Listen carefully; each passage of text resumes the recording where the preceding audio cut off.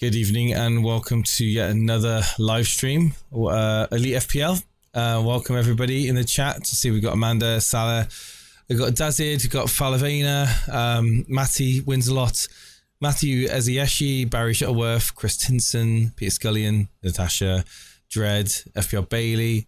Played well today, Bailey. Animations, Barry Shuttleworth. Farouk's there too. Rad, hello, good evening everybody. Hello, Heavy Metal 20. Hope you're doing well. Hope you've had a good weekend. I'm hoping that you've done okay in your FPL scores this week. I don't know what the average is. I'm going to guess it's around the 30 to 35. I don't have a clue, to be honest. I haven't looked. I know some people have had better game weeks than others. I know that some people have been disappointed with some of the surefire picks not performing. Today's action was by all means part of that. Again, we'll talk about it. We'll talk about the wild card as well. We'll talk about the highs and the lows of the game week, and also Steve-O correctly predicting Aston Villa to score 4. I laughed at him. I think a lot of people were like, but they did. They scored 4 goals. Aston Villa with Ollie Watkins. Not on penalties, it would seem, or if he is, he's sharing them. Is he worth the 8 million? Yes or no? I'm sure Steve has got an opinion on that. And also, if you've got Aston Villa assets in your team, is it going to be another one of these where goals are going to come from all areas as opposed to focusing on the centre through Ollie Watkins and Diaby? Are we going to start to see McGinn popping up more, and Bailey popping up more? But we'll touch upon it. We'll get. Let me just get the FPL site up, because obviously I did Wildcard. It's gone for me. I feel good. It was a good time to catch the players that I did get. Had a few price rises, and I'm happy with the score I got. Think I'm going to be safe to say I'm going to get 60 plus points this week, which is going to be good.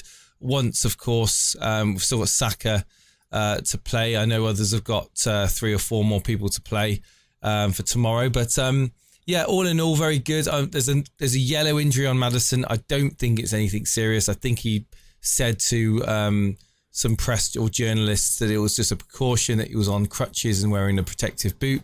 However, I know that most people are going to be closely monitoring him, especially if they've just brought him in, or especially if they're looking to offload Tottenham players.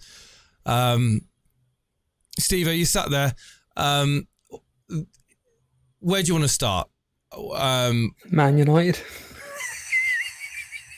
I just want to hear you talk about Man United, because I want to know what went wrong. Because Mark Goldbridge, it sounded really positive Brew, if you want to come live on air. Well, I watched, yeah. So from a Tottenham perspective, let us know. I haven't watched the game. Did I watch the game? It was 3:00, wasn't it? No, it wasn't. 5:30. It was. God, I can't even remember. I watched the game. Yeah, that's how much my PTSD is trying to block it out that I did watch the game. I watched the game because, of course, I didn't have any assets in it, so I was just like really. Oh, I had Maddison, okay, which was kind of weird because I did kind of, obviously Tottenham scoring those goals. I was thinking typical, and Maddison's not involved. What did he look like then for you when you watched the game? What did he look like? Maddison looked good. That he was dictating the flow, but it was mainly like the ball just going out wide, and ultimately.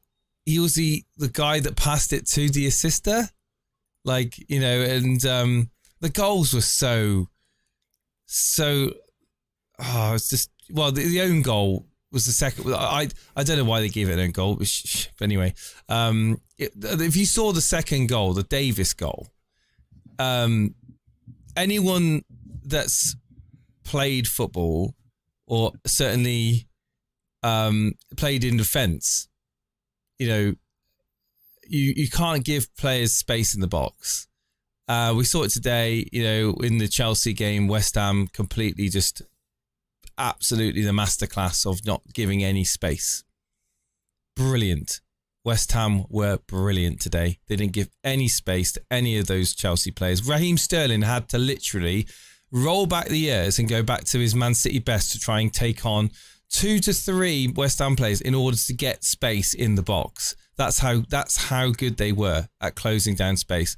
West Ham are brilliant. Man United, there's space everywhere, mate. There's space in front of the defence. There's space in between the defence. There's definitely space behind the defence. And the fact that Davis, of all people, was able to just get in that space and just literally just like scuff the shot towards goal. And then Martinez, of course, unfortunately for him, it deflected into the goal. Ironically, was going wide.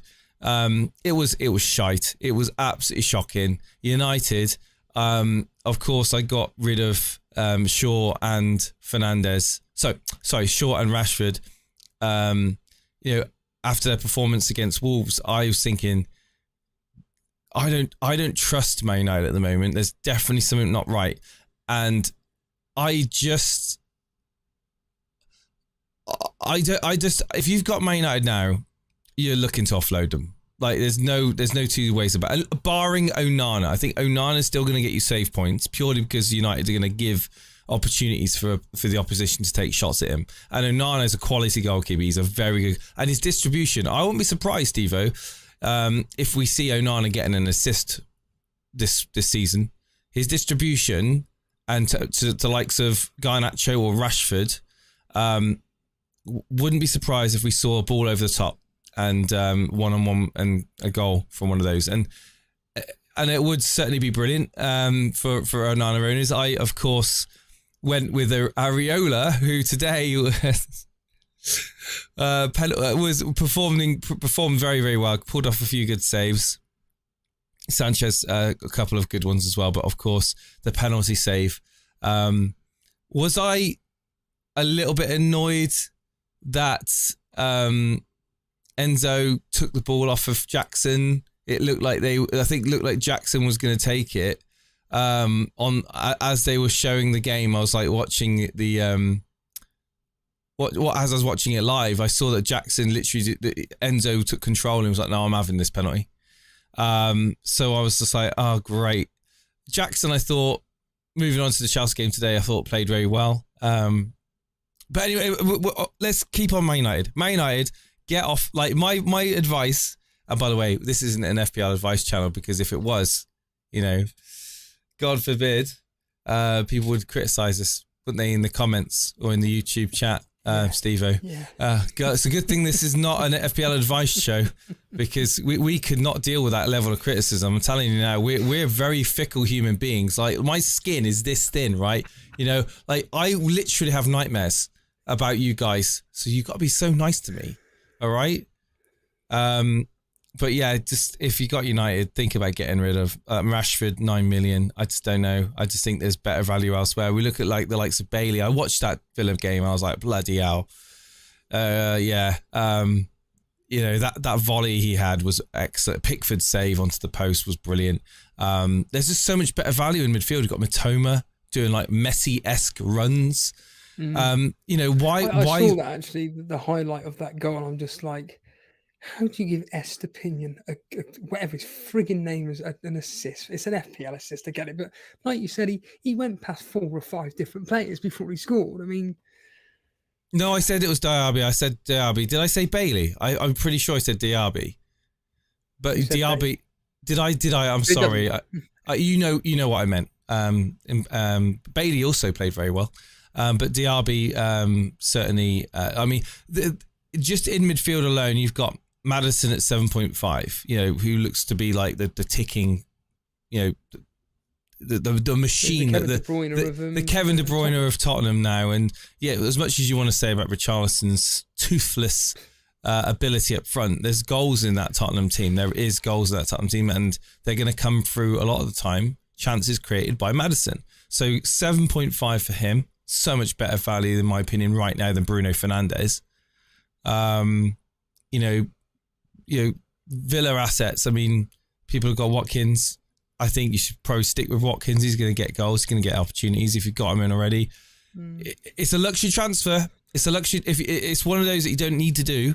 But certainly Diaby looks very good. Bailey looks good. You've got the likes of Solly March, Mitoma, Bright. I mean, these teams are coming up like Man United. The teams like Chelsea and Man United need to watch out. Like they need to watch out because these teams like the Villa, like Brighton, like Newcastle, they're gonna just shoot up, and it's gonna be so hard for the so-called bigger teams to have a respectable finish, because it might take Man United 5, 6, 7 games to start to pull themselves together, but by that time, it might be the damage may have been done, and this is my worry. My worry right now is that Højlund still is not fit. Rashford doesn't want to play as a striker. You can tell he doesn't want to play as a striker. We've got Bruno Fernandes throwing his arms up in the air again, going back to the Ole Gunnar Solskjaer days, like moaning and groaning, which we've all seen. I mean, and yeah, he has been asked to play out wide. He has been asked to play in positions he doesn't want to necessarily take up. But unfortunately, when you've got Mason Mount in the team, it upsets the balance in that Man United. And I don't want to be critical of Mason Mount. I think there's been a lot of people that have criticised Mason Mount, giving him a lot of stick, social media. Some are valid points. Some are just completely just outrageous. But unfortunately, Mason Mount doesn't really have a slot in that team with Bruno. Like, because I almost see Mason Mount as a sort of like taking up the same position as Bruno. They literally are standing on each other's toes.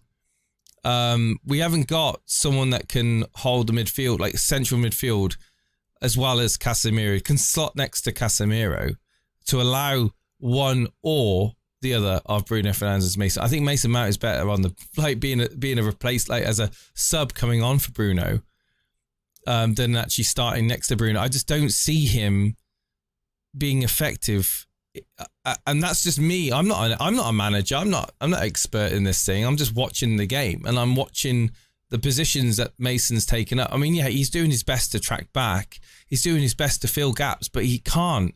He's not predicting the passage of plays well enough. He's not doing that defensive midfield job of being able to literally intercept, get stuck in, and kind of just release the ball quickly.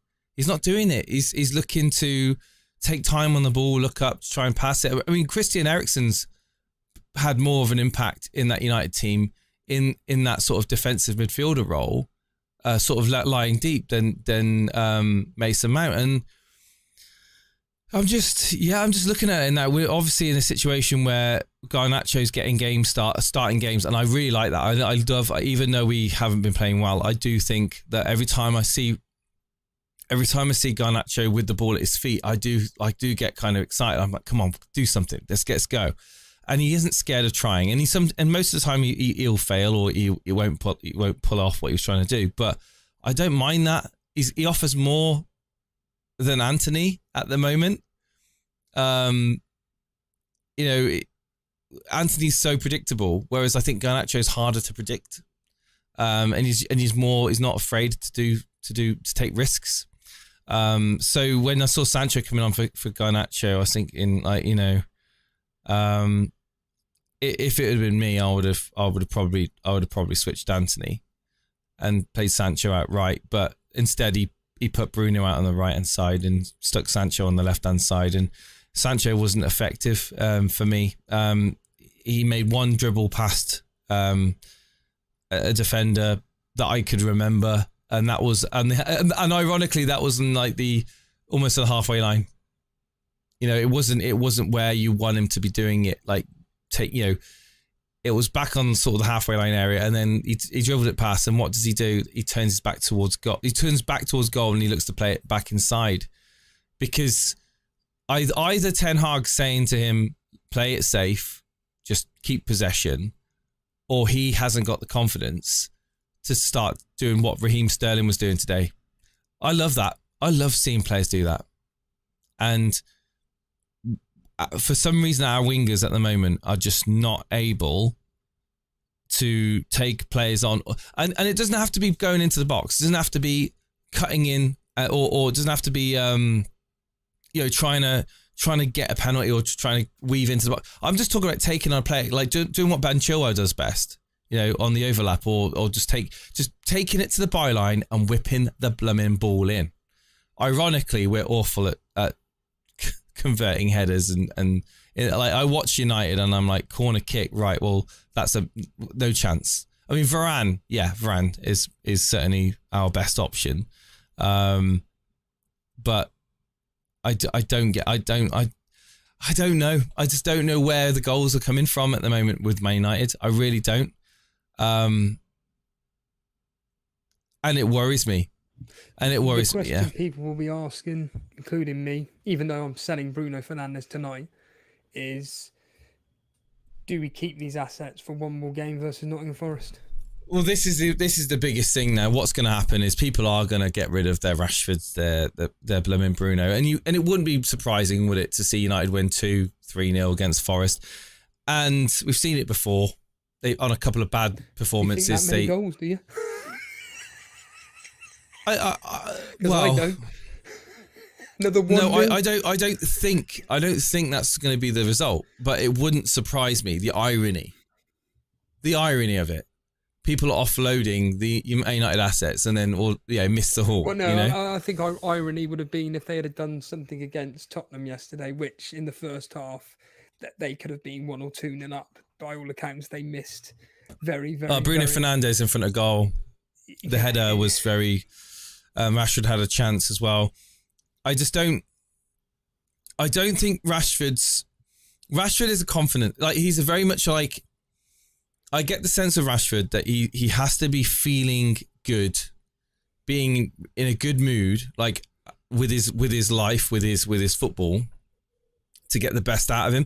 I think once so downhearted, doesn't he? Once something happens where the enjoyment starts to go, whether that be because he's been asked to play on a position he's not massively a fan of, or whether it's because something's happening in the dressing room or something's happening in the club that we don't know about, or something's happening in his personal life we don't know about, you can see it on the pitch. You can see that he's not having the best of times. He's not enthusiastic. I put it down to the fact that there's no striker. It's because he's not playing in his favoured position.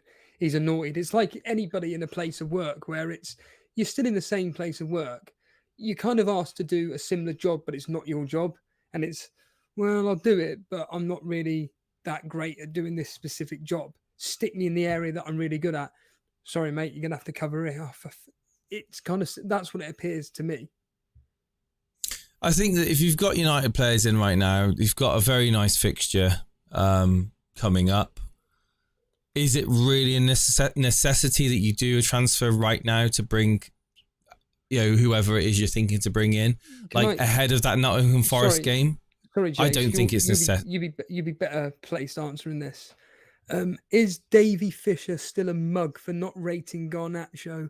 We have wingers like Ahmed and I don't know who the hell Ahmed is, and Sancho, who are better than Garnacho. What's your opinion on that, Jace? Because I don't have a clue. At this moment in time, Sancho is not better than Garnacho.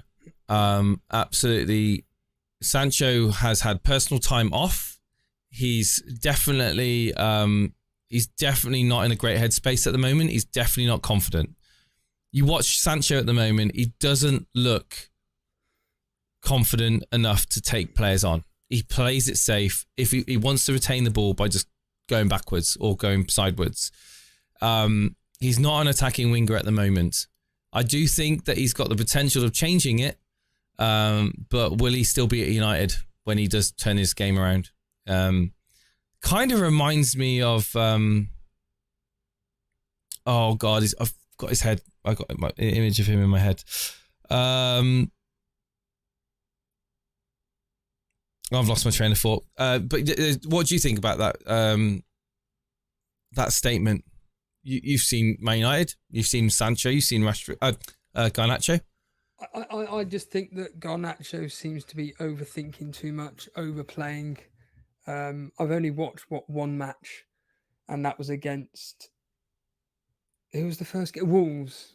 He was not making the right decisions and whatnot. I didn't watch last night's game, but according to you, according to Mark Goldbridge, he played very well.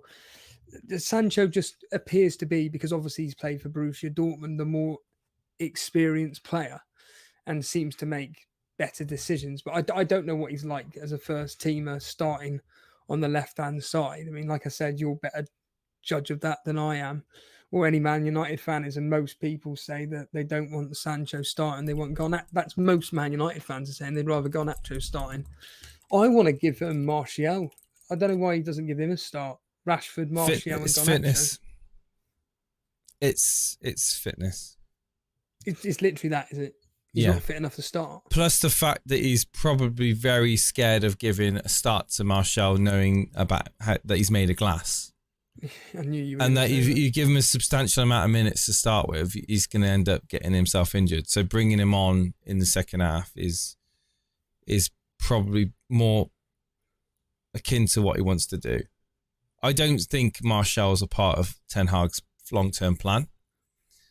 But again, like a lot of the issues with Man United at the moment, it's being able to get players sold and out the door so they can fund new players in. That seems to be the problem. And what is it? We're 11 days till the end of the transfer window. I'm worried that we're not gonna fill a centre midfield role, and we're going to become. And we haven't got a centre forward apart from Højlund. So we're relying on Højlund. Or it's Rashford that's not happy playing there, or it's Martial that's lucky to play a game without getting injured. So I'm a little bit worried, I'll be honest with you. I'm a little bit worried. I feel very pessimistic right now as a Man United supporter. I really do. And obviously we've had the Glazer shite that's been going on for God knows since November of last year. That cloud seems to be over the club right now, and I don't see anything happening there. I think for me, if I was on a wildcard now, the only United player I would be comfortable having in would be Onana. To take me till Christmas, to take me till New Year. I wrote down if any Man United asset you're gonna have is Onana. That is it. In block capital letters, Onana. That is it. Yeah, I'm just very. I don't want to say I'm depressed, but I'm very cynical about United at the moment. I think that United are gonna. It's gonna take a lot to somehow get the best out of that team from Ten Hag. I mean, it's gonna take a lot. I would imagine that there's definitely clashes or disagreements in the dressing room over some decisions. Certainly Maguire. There's definitely the issue, the elephant in the room with McTominay. You know, it's definitely not a part of Ten Hag's plan, and ironically, he might have to rely on him this season because we're just so short in midfield. I think he's got a massive mountain to climb, Ten Hag. I really do. I know he spent some money in the pre-season, obviously building up to the in the summer, but Højlund, I'm looking forward to seeing Højlund. I really am, but I think the pressure is going to be on him straight off the bat. The pressure from the United fans, the pressure from the spectators on him, because United are going to need to get results soon. I just don't know, man. I'm just gonna stay away from them from an FPL point of view. Just to interject, Natasha saying, I activated my wildcard last night. I only have Onana from Man U. If you've activated your wildcard, don't have Onana. Don't have him in your team. No, I disagree, Steve. I think that Onana, I think it does. I don't necessarily disagree with that, but I think Onana's going to get you saves. I think he's going to get you saves. Yeah, but they're going to get a potential clean sheet against Forest. Nothing against Arsenal, nothing against Brighton, nothing against Burnley. They might get something against Burnley, to be fair. Sorry? They may get something against Burnley. Away at Turf Moor, no chance. We're scoring against that pile of garbage. We will be scoring against you. But by then, they might have sorted it out. You just don't know. United might have sorted it out. Don't forget, last season they were the very solid at the back. At home, yeah. Well, yeah, but they still were organised. They were still organised. If I'm going for a goalkeeper, it's either Sanchez of Chelsea, albeit I know what happened today, but Sanchez of Chelsea. Who else is there? Yeah, but you say Sanchez of Chelsea. Are you Spurs, good? So you're Spurs two. Goalkeeper. So you're 3 Chelsea. Are you going to go 3 Chelsea, or are you going to stick to 2? 2. Right. For now. Yeah. I don't see. So going back to what Natasha said, I don't see Onana being a bad shout on a wild card for 5 million. I really don't. Well, I'd rather get Tottenham's Vicario for I'd rather get 4.5. No, he's 5 million. Is he 5? Oh, I thought he's 4.5. Yeah, but he's got better fixtures than Onana. Not a doggy. But in all seriousness, I think Sancho is becoming Sanchez, the goalkeeper, that is. But yeah, I don't see Onana being an issue. But again, it all depends on what you want. If you expect, I think United are going to give a lot of saves for Onana. Yes, yeah. So I'll just make this point though, make it clear that I don't mean get rid of Onana. I just mean if you're able to get rid of him in a wild card, I wouldn't be having Onana in my team. I would be, like I say, I'd be going with a more better Areola. Maybe not. Bloody Areola. Yeah, but I wouldn't be going with Onana. But if you've got him, top transferred keepers in at the moment. Do you want to guess who the top one is? Areola. Nope. No. Edison. Flecken. Edison is the top. Edison is the top transferred goalkeeper at the moment. Okay. Yeah. 5.5 is a lot on the goalkeeper. Yeah, it's a lot of money wasted. But people are not getting Salah in their teams now. They've got more. They've got 6.5 mil, 7.5 mil midfielders. They've got that money to throw away. They might as well just not worry about the Pep rotation. Stick Edison in, right?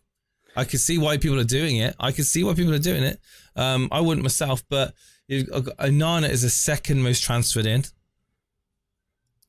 Then it's Sanchez, closely followed by Sanchez at 4.5. Vicario is the 5th most transferred in. Leno has got more transfers in. Can you believe? God. Anyway, the guy that made the mistake. I think these numbers may be skewed, not slightly. Fire Talk saying, I have Onana coming in on my wild card too. Coming in. Yes. Fire Talk, don't do it. Think I'm going wild card, Rio is saying, with Onana in. I don't see why not. I don't see why you would just think there's better options in goal. I think Onana's distribution as well. I would not be surprised if he gets an assist or 2. These people aren't backing it on distribution and assist possibilities and saves and everything. They're going, I think he's going to get a clean sheet. Have you seen the fucking defence? Onana's a great goalkeeper, mate. He's a great goalkeeper. I didn't say he's not. Did I say he's not? I'm just making the point that from a defensive point of view, they're not looking that great. And these people have got a wild card and they're going, I'm going to bring in Onana because of their defence. Do what you want, chat. Don't listen to Steve-O. No. Yeah, please, no. Do what you want. But I just think it's just ridiculous. They're your rivals, don't forget, Steve-O. People are bringing in Onana. What is these people are our loving supporters. Well, whether there are loving supporters or not, it really doesn't matter. I'm making the point that you've got a wild card for a reason, to make sure that you're changing around players to bring in better players than what you've got. And there are better players in goal than Onana. That's what I'm making the point. Right, okay. Like I said, Steve-O was raving about Onana the other week. Now he can't stand him. No. Have you transferred him at your team? I'm making the point that there is no point in bringing in Onana. If you've got him, brilliant. But if you're doing a wild card, do not have him. I don't see any issue with owning Onana on your wild card. There may be other alternatives. There may be other options. I don't think he's a bad option. And to suggest he is not a good option is a bit silly, really, because I think he's going to get you points. I really do. And he's 5 million. It's not like you're paying 5.5. But Areola has Luton next week. No, game week 4. He's got a tough one. He's got Brighton away. First, before that one. Don't you got me excited then? I've got a goalkeeping dilemma. Do I play Turner away at Man United, or do I play Areola away at Brighton? I know what your answer. I know who. What were you gonna say? Areola's the one to be playing. Areola, because he's gonna get saves. Probably, is that why? Yeah. He's not gonna get a clean sheet. But I've got Turner in. I thought Turner, because I don't know. I got Turner in at the moment. The problem with what you've done and what a lot of people do with this rotation stuff is that you will always bench the player which is going to get you points. It always happens. Like today. Yes. Yeah. Whereas if you just stick with, I'm having this specific player done, that's it. You can't go wrong with that. But once you start playing around with rotation things and I'm going to go with this 4.5 defender in this one, it just becomes a headache. Just stick with an 11 that you're happy to play with each week and within reason, based on the probabilities of what you think will happen, done. But with goalkeepers and defenders, I wouldn't bother with all that rotation nonsense. It's a waste of time. Okay. Well, anyway, we've got 155 people tuning into the show at the moment. Only 29 people have actually liked the stream. It seems to be a common thing. We get 100 or 200 people watching and only like 30, 40 likes. Come on, guys, sort it out. Prove to us that you're not a load of bots. Hit the like button and let's get us up on the algorithm so new people get to join into the community and the Discord as well. Stevo, what's the Discord? It's essentially a mini forum site for anybody that enjoys talking fantasy football and jump in and able to speak to each other one-on-one and on an interactive basis in the Hangouts, for argument's sake. And for anybody that wants to join the Discord tonight, there is a reason why we will be taking your calls at some point this evening, because we want to get you on and talk about your teams. Yes, let me get myself. Let me get on Discord. So Discord, yeah, but we haven't even talked about today's games. But carry on, Jay. No, no. I'm just preparing to get on that. So today's games, right? Let's switch the screen 1 second. Right, today's games. Let's kick off with Aston Villa versus Everton. You predicted 4-1 in this fixture. You thought that Everton might get a goal. Having watched that game, it didn't look like a hope in hell's chance of Everton really doing anything. Until Danjuma came on. Danjuma looks fantastic. Oh no, get him in there. Go on. No, certainly not. He had one chance. Me Danjuma didn't impress you. Was probably one of the best players. In fact, he was the best player. He was Everton. Not the best player, man. For Everton, name another player that stood out for Everton. There isn't any. Hang on, let me think. Let me have a look at the stats. So Everton. He was the only bloody one that actually wanted to do something. The rest of them just stuck behind the flaming halfway line. I'll tell you, James Garner on the right hand side.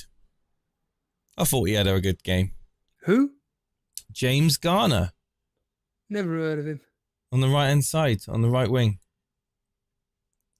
He actually came. I'm looking now. When did your mate come on? He came on in the first half with about 10 minutes to go. Danjuma came on for Calvert-Lewin in the 38th minute, yeah. Yeah. Oh, he was all right. I thought that Dyche didn't have any options really on the bench, did he, to be fair? But you look at the options that Villa had, to bring on. It's pretty crazy when you think about it. Tielemans, Coutinho, who weirdly enough got injured again. This John Duran comes on within a few seconds and touches the ball, and I think with 1 or 2 touches the ball scores a goal. But anyway, let's talk about this game. The game ends 4-0. You own Ollie Watkins. you've got 5 points from Ollie Watkins. So he outscored Haaland. What's your immediate thoughts on what's your thoughts on this game? What's your thoughts on Aston Villa? Is it exactly the same as you thought? You thought they're an attacking team under Emery, they're going to get bags of goals this season. You want at least one attacking Aston Villa asset in your team. Yeah, apart from Watkins, he looked like one of the worst players on the pitch, in my opinion. He didn't look at it at all. He looked quite slow, a bit sluggish. Diaby looked fantastic. Digne looked brilliant. Louise, really, really good. Bailey. I wasn't that impressed with that Pau Torres. I thought that Cash had a bit more about him than Torres.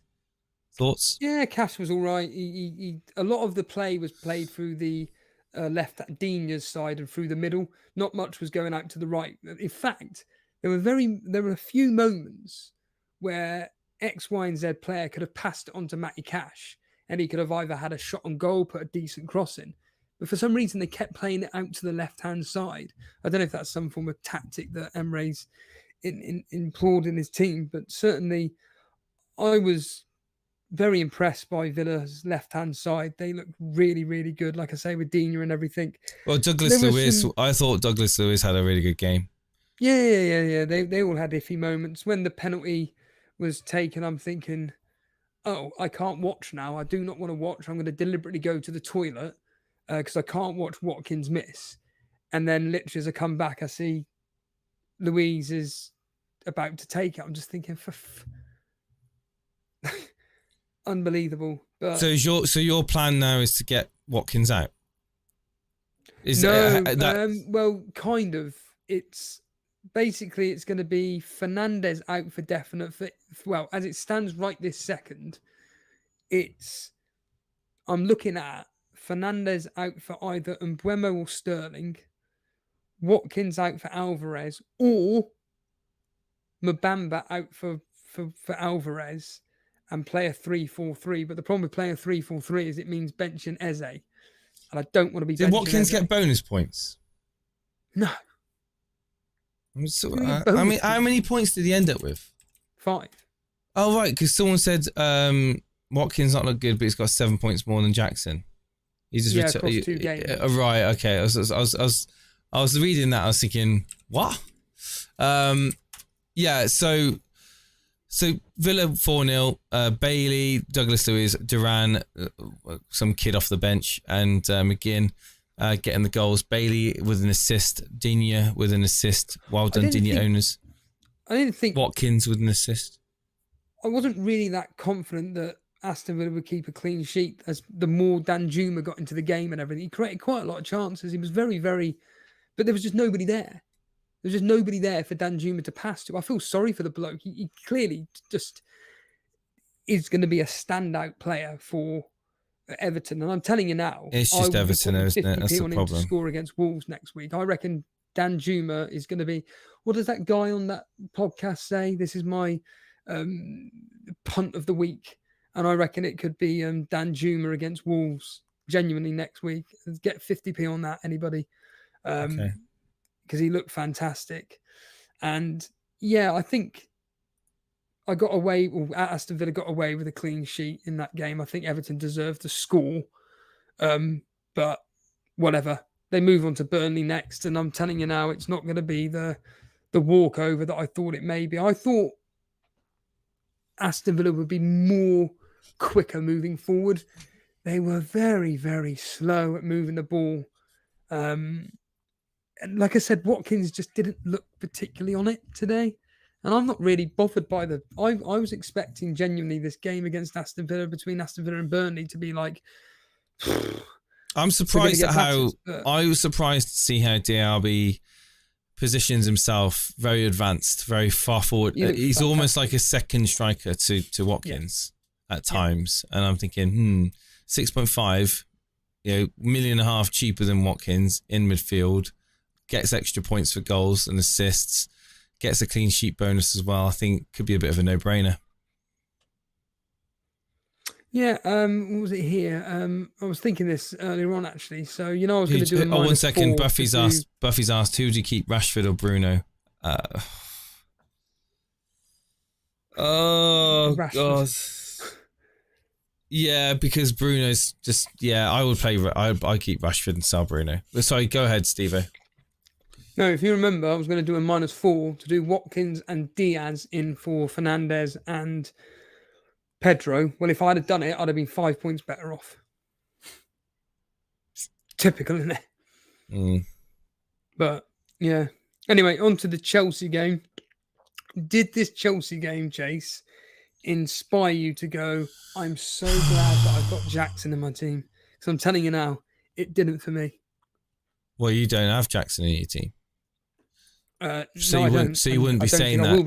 You wouldn't. I'm certainly, again, a little bit annoyed that to be honest, I'm a little bit annoyed purely from the fact that he did put in a lot of effort. Like, he did put in a lot of effort to make runs. He's fast.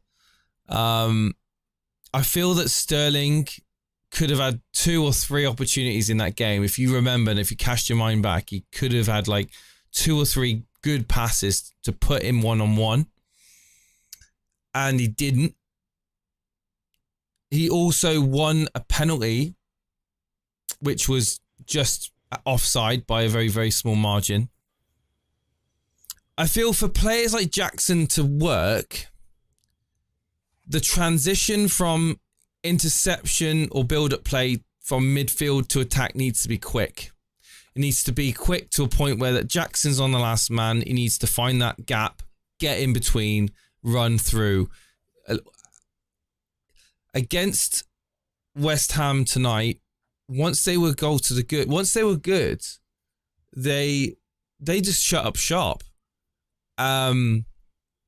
West Ham did a professional job of literally, like I said earlier on in the stream, they closed all the space out. Midfield, they packed the midfield, they turtled up, and that defense was compact. There was room for the wingers, but there was not much room for anyone in the penalty area.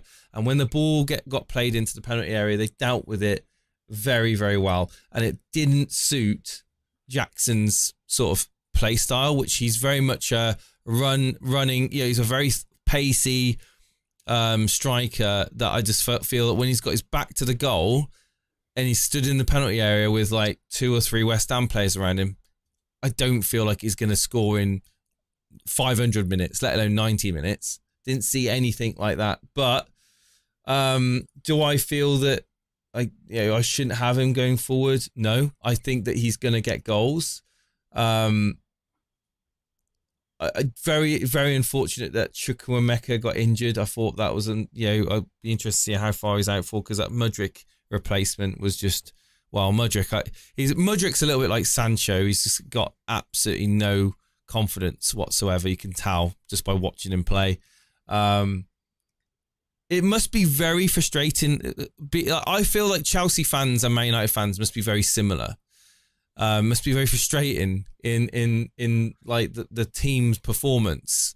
It wasn't a bad performance from Chelsea today. They played well, but they just don't have that cutting edge up front, do they, at the moment? And I think the deliveries into the box, the deliveries early to Jackson, I think are going to be very important for him going forward.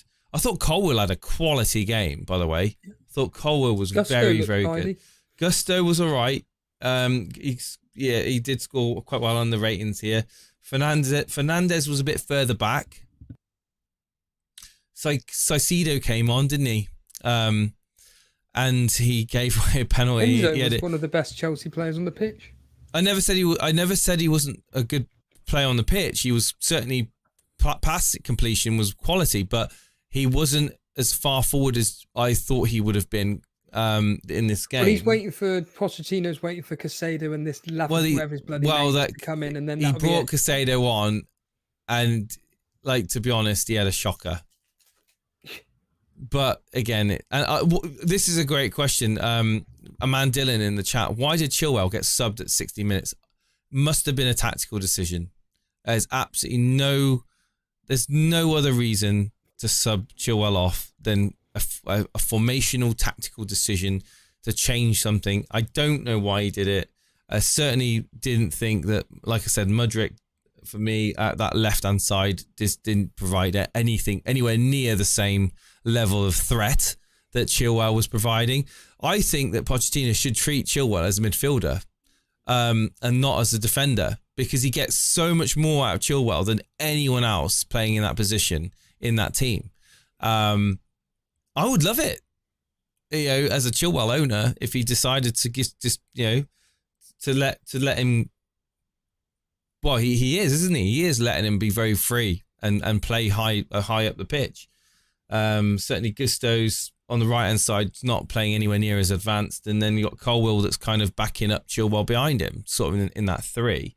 But Nicholas Jackson, I didn't think he had a bad game, Steve-O. I don't think he had a bad game. If you assess Jackson's game on positioning, his threat, his runs in behind, his strength, I didn't think he was that threatening. He certainly made the right position. No. I think I disagree. I think he was doing everything he needed to do in the situation, but unfortunately, the game was not suited for that style of attack. They needed someone like that's able to get on the end of the amount of balls that got whipped into the box that were dealt with by West Ham was ridiculous.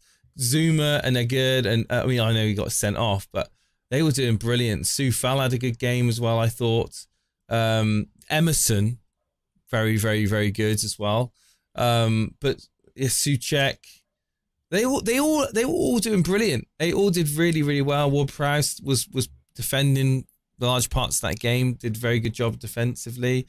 I have to give credit to West Ham. West Ham were just brilliant, absolutely brilliant. Going down to 10 men, and they defended so well, and they caught Chelsea on the counter attack. I think it will come good for Chelsea. It will come good. I think Sterling, as mentioned by Rad in the chat, is someone that could we see a resurgence of Raheem Sterling? Yes or no, Steve? Did you see that? Did you watch the game? He was looking good. No, I did. Yeah, that's why I'm about 80% certain I'm bringing him in. Are you going to wait to see at least another performance like that before you do, or are you just going to go, no, I'm getting him in? No, I don't need to. I think I saw enough of him today to go, do you know what? He's got 2 home fixtures. How much is he? And Nottingham Forest. 7. He's 7 million. He's worth a punt. He's worth a punt. Yeah, he's the same as Diaz, in my opinion. For Liverpool, in the sense that he's actually going to get more minutes, but he's definitely worth a punt. And I brought him in, of course. He scored, but I think that I think Raheem Sterling certainly is not a risk over anyone else. Basically, my transfers certainly over Nicholas Jackson and Raheem Sterling. Who would you rather have in your team right now, Steve-O? I think you just answered it, right? Sterling based on it, but I'm seriously thinking of going with this is all based on tomorrow's match, but I am seriously considering a 3-4-3 and getting in Sterling, Jackson, Alvarez, and just going to hell with leather and just taking advantage. Well, as in Julian Alvarez. Yeah, the Man City. Oh, okay, yeah. Sheffield United, Luton, and just go, do you know what? To hell with it. Let's attack the fixtures. Essentially. The fixtures are incredible. Yeah, that's what I'm saying. Attack the fixtures, you mean? Yeah, that's what I mean. Yeah, attack these fixtures while I can. Like, to hell with it. Yeah. I've still then got Eze for the following week against Wolves, where I could potentially bench one of the Arsenal assets if required against Man United, because that ain't going to be, I don't think, particularly profitable for Arsenal. But anyway, point being is that for a -8 to attack those fixtures, I just think, fuck it. I just think to hell with it. Like, it's like Lama said on the casuals earlier on. He goes, and because I thought of you. You're not going to be able to have a 5-man midfield though if you go with Alvarez. I can easily drop. But the thing is I can easily just drop one of the players. But it's like Lama said earlier. It's like you used to do. Take the hits now while you can. While it's not important, while ranking any of that nonsense isn't important. Yeah. Once it gets to about game week 25, that's when you got to be worried about your rivals and all this nonsense. Well, check this out, Steve-O. Right as it stands at the moment, I could bring in Diaby, Matoma, and Alvarez. This is just to say right now. In fact, I'll just do it on the screen so people can see. Actually, so for a -8, and this would I think these moves again may give you a headache, a benching headache. But literally, let's say Maddison isn't fit to play, or he's not fully fit for next game. He's got a knock. Could go Diaz. Obviously, he's got Newcastle next, Maddison out, and Asula out. And then I could just go Matoma. Obviously, who's Brighton got next? They've got a tough one. Oh, they got West Ham. They got West Ham, haven't they? So you got Matoma, Diaby, and Alvarez would slot straight in. Absolutely slot straight into the team. Without any issues, but then I'd have to bench one of Matoma or Bremo or Diaby every week, assuming that I'd be playing Alvarez. Yeah, and this is the problem. There are certain players like Diaby that are fixture proof. I don't think he cares who he's playing. He's going to be doing what he needs to do every single game. I feel the same way with Matoma, to be honest. Well, yeah, but you know what you're going to get with Matoma. You know what you're getting with Matoma and Brighton. But with Diaby, he seems to be running the show. Everything goes through him. Adam S is like, bringing in Diaby as predicted. I think you just got to watch the games and make a decision, right? And today he was just on fire. But yeah, I mean, that's an option. That's certainly an option. But again, it causes you a headache in rotation. Like, who do you bench? Who do you play? It's some people that they can deal with that. They can make the decisions and just be like happy with it. But others, they fret over it and they essentially have the points on the bench. They get angry and it's like it's a surefire way to start hating the game when things like that happen. But I saw someone today. They basically said that. Well, this was during Lama's stream. They said basically, I've had a rubbish game, and they're being serious. I've had a rubbish game week. I'm quitting. I'm just thinking. Quit then. Just quit. Because if the game is affecting you, like, I get it. When you're watching a match and everything, you get nervous about certain things. I get it. But to say I didn't get the points that I was expecting, so I'm going to quit the game, like, it's game week 2. Clear off. Bacon, we're going to sort that out. Essentially, restream. We're going to work it out. We're going to sort out Twitch. Don't worry about that. We'll get that sorted. Probably for the preview for next week. No, I'm just trying to get where we are now. We're talking about transfers already. I think we need to just talk about the teams that people are going to talk about in the Discord. Have we got anyone in the waiting room? Fire Talk was there. Yeah, he's still there. All right, let's get this. Oh, I'm here now. Drag him in.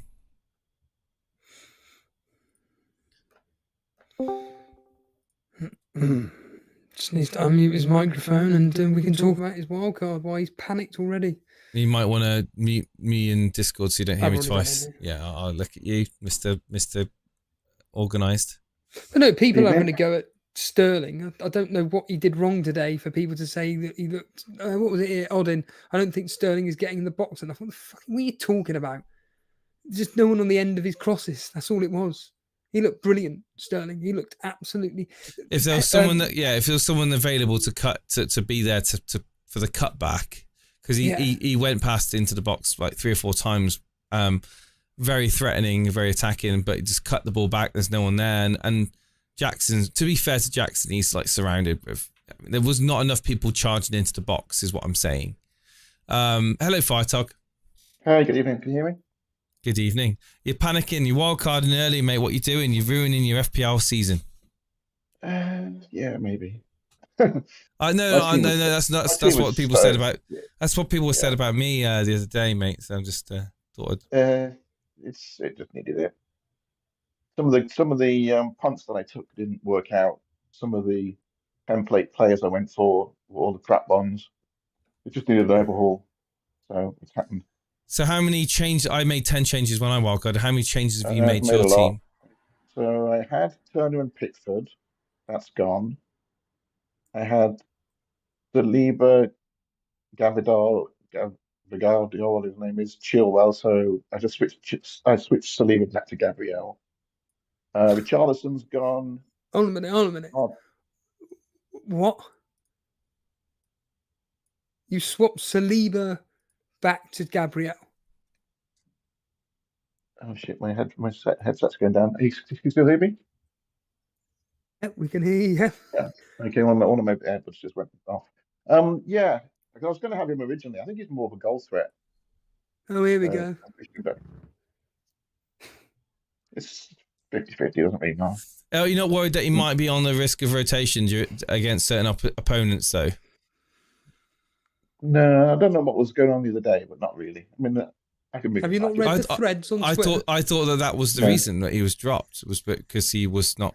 He was tactically benched the formation that he wanted to play. I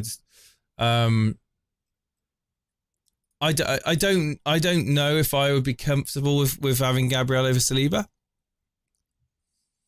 Yeah, I mean, Arsenal fans, if there's any in the...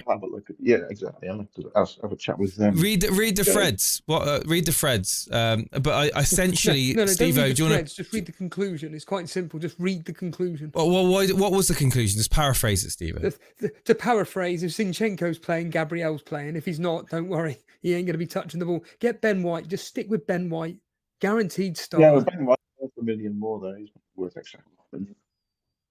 Well, he's got goal threat, he's got assist threat, he's got everything about him, and he's guaranteed to play. Yeah, I'll have to look into that. It's not a big deal at the moment. So what's your plan with Flecken then? Are you gonna play him when United have got hard fixtures, or what? Yeah, exactly. I can take you through that in a minute. But Richarlison went. He looked all right yesterday. He just wasn't getting any service. I mean, I know Maddison's supposed to be giving everyone service, but Richarlison was making all the right runs. But he's just not getting the ball. I watched him because I had him. You know when you got a player. Who are you talking about? Sorry, Richarlison. He was on the last man the whole time, making runs, and he never got the ball. So he's got to go because he's not getting any service. Rashford's gone, and Martinelli's gone just to clear up some funds, and Garnacho's gone, Baldock's gone, Stones has gone, Darwin's gone, João Pedro's gone. Why have you gone with Diego Jota? Are you thinking that like he's going to be the consistent starter or something in that Liverpool team? I don't feel confident. Yeah, about I don't think Darwin. I have Darwin. I don't think Darwin's playing up front, so I think Jota's going to be the centre forward for the team. And I'd rather have Diaz is in. I don't know if I'd be confident with that though. I think Klopp could change that up at any time, mate. He could. But for 7.5, I think it's worth a gamble. You're benching Vardy. No way in hell this is going to be your first team. So you're playing Ward-Prowse away at Brighton and you're benching Vardy away at Sheffield. Isn't it? I haven't set the bench yet, so don't worry about the bench. Right.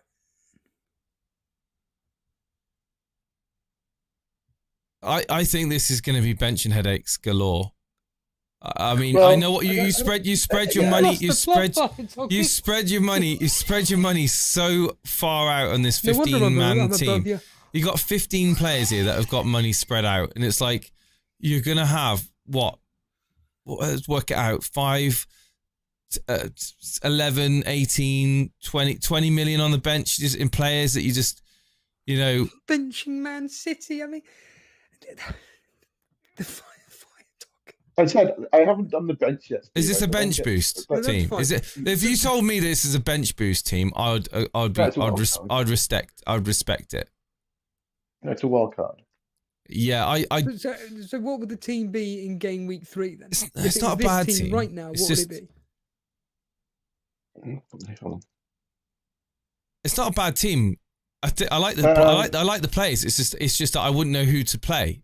They're all. Yeah, I mean, I think that this year you've got so much money that you can afford to have like a team. You don't have to put all your money into a Salah. But the easiest thing is to have bench fodder that you don't care about. So that you might get some players that have tough fixtures, but you play them anyway because they're premium assets. Well, you could have a team that you've got no options to make changes. What you could do, what I want to do, is actually play the game and actually have something to do each week and go, okay, I'm going to bring this guy in over this guy. Yeah, it's a gamble. The guy you put in might score less than the guy you take out, but it's about having fun and playing the game. And if I've got options, I've got things to think about. And I go, oh, that guy's away to Man City. I'll bench him and I'll bring this guy in who's playing Luton. It just happens that this week, practically all my players have got good fixtures. But not every week because everybody got good fixtures, and I want to have something to do every week by deciding and making some decisions rather than I could bring in a whole bunch of 4.4 defenders and go, I've got 5 million in the bank and I don't have any changes to make. Well, great. Well, I don't have that. I can bring in players and drop them. So it's more about having fun and playing the game and giving myself some decisions to make. And in theory, if you get those decisions right, and most of the time people don't get them right, but if you get them right, you can make a gain on people because you bench somebody the week they have a shit game and you bring in somebody the week they score. Now, the problem with that is that you're never going to know when X, Y, and Z play. It's like take Jason. He plays Turner instead of Areola. What happens? It's going to be the same for you. You play Gabriel over whatever his bloody name is. Gavardi. You play Flecken over Onana, and Onana gets a penalty save, and you're like, you can't. It just goes on and on. Right, but that's part of the game? It's part of playing the game. If you want to play it that way and have those options. Absolutely agree. I agree. No, I agree with you saying this is playing a game. You are certainly choosing to play the game differently to the majority of serious FPL managers, and the reason why I say that is because you will get casual FPL managers that will throw money all around the 15-man team. And in the past, I've had money on the bench, and I think even at the moment, I've still got money on my bench right now. I'm choosing to bench a doggy, which is 4.5. I feel bad benching a 4.5 defender. Whereas you're going to feel bad benching this year, but I think this year is different in that fact that unless you're going to go for Salah, you've got so much money. These players are way cheaper this year that I don't feel I need to buy a 10 million KDB or a 9 million Rashford, or I can't think of anybody that's 11 million. Kane's gone, and I don't particularly want Salah for 12.5. And I've got all this money left. I've got the players I want. I wanted Mbeumo. I wanted Wissa. I wanted Foden. I've got all this money. Well, I could leave 5 million in the bank, and then you'd be like, "Oh, this is a great team." Oh, and you've got 5 million in the bank. Well done. Or I could spend it and give myself some benching headaches. Yeah. I completely get that. With a Salah-less team is going to have lots of excess money. Barry Shuttleworth here is saying, "I always preach play your own way until someone does." I'm just having a go at Fire Talk because this decision making is madness. Like there's playing your own way and there's sabotage in your team, and this has got sabotage. Please carry on, Fire Talk. You carry on doing a team like this, and I'll just finish above you again. And it's the same with all these people that come out with these plans like this, and it never works. I mean, I want to talk, but this is you call yourself an SPL expert, Steve. I'm telling you now, Fire Talk, whatever your wild card is by the end of it, and if it's anything like this, by game week 5, you're going to go, oh, God, I'm going to have to do a -12 to get rid of X, Y, and Z. Tell me which players with the argument. Which players in here do you not think should be in a wild card? Say that again? Tell me which players in here should not be in the wild card. Well, if you're going to be having a premium defender, I would not be having Gabriel. I'd just be playing the Man City defender. So that's the three. That's not what you're saying. You're saying this team has got the wrong players. all you're saying is bench Gabriel. All right. This team hasn't got the wrong players. This team has not. It hasn't got the wrong players. It's just got. My wording is incorrect, but the thing is, you've got a team here which has got everybody in it, and we can't have everybody in the first 11, which is fine. But what I'm saying is that by the time it gets to game what's Firetog saying? What Firetog is saying is he enjoys having. Firetog, correct me if I'm wrong, but he's basically saying he wants to have a pool of players each week to select. No, Jace, you don't need to he doesn't want me. I've heard no. I'm not patronizing. No, I'm not. I'm just trying to say that it's a different way of playing. One, it's failed miserably. So by game week 3, Firetog, you've just gone. I'm just gonna have to wildcard. No, which is fine. But in game week 1, we didn't know anything, right? All we had was pre-season. And I would have liked to have gone before the pre-season. Our plan was Mbeumo and Wissa. And then pre-season, everyone's saying, oh, Brentford had a horrendous pre-season. So I dropped those and I brought in Pedro. Well, if I'd gone with my pre-season plan, I would have got players I actually wanted. It was the pre-season, the correspondence coming out of pre-season that made me go one direction, which actually turned out that those players didn't play as well as I was expecting. And I went for some punts and I went for template. And the template ones that I brought in, like the Rashfords, all bombed. And the template ones I didn't bring in, Estepinian and Mitoma, are the reason that I'm so far behind is because I didn't have those two. And those two and somebody else, I can't remember, they scored 30 points more than me this week. All my other players, template players, were pretty much duds. But the ones that popped everybody up this week was Estepinian, Mbeumo and Mitoma. Okay, I think that this is definitely a respectable way of playing the game. I respect that if you want to have a pool of players to choose from.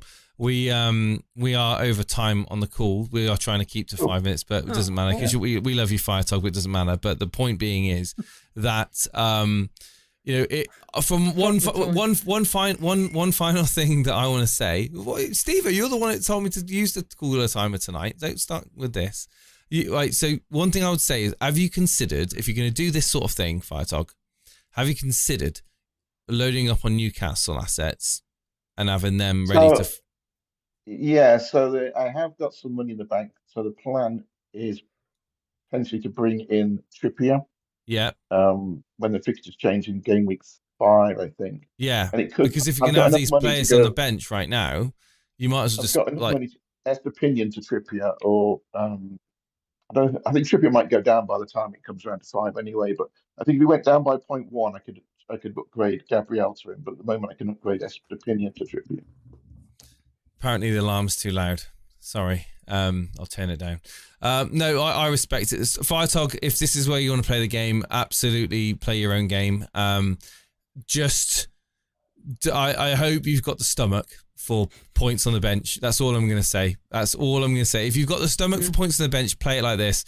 Yeah. I couldn't do it because I'd get so frustrated at myself. I'm frustrated at myself already. The fact that I got Areola stinking the bench up already with points on it. But it is a way of playing the game. And like you said, got money this year to throw around. Throw that money around. Yep. Thank you, Firetalk. All right. Thanks, guys. Love you, dude. Cheers, man. I'll be slagging him off in a members video when it comes to Steve-O. God, so bad. So bad. It's not bad. It's just that I have such a high regard for Firetalk that this plan is just absolute madness. It's just... Oh, right. So you think that Firetog should be doing better than this? He owes it to himself. Who's next, Steve? Drag him on. I think I've put Ray, or I think it's Ray Animations. Qureshi, yeah. I think, bring him on. I think Ray's the waiting for, and God forbid he's done something with his team you don't like. You're going to go in on him as well.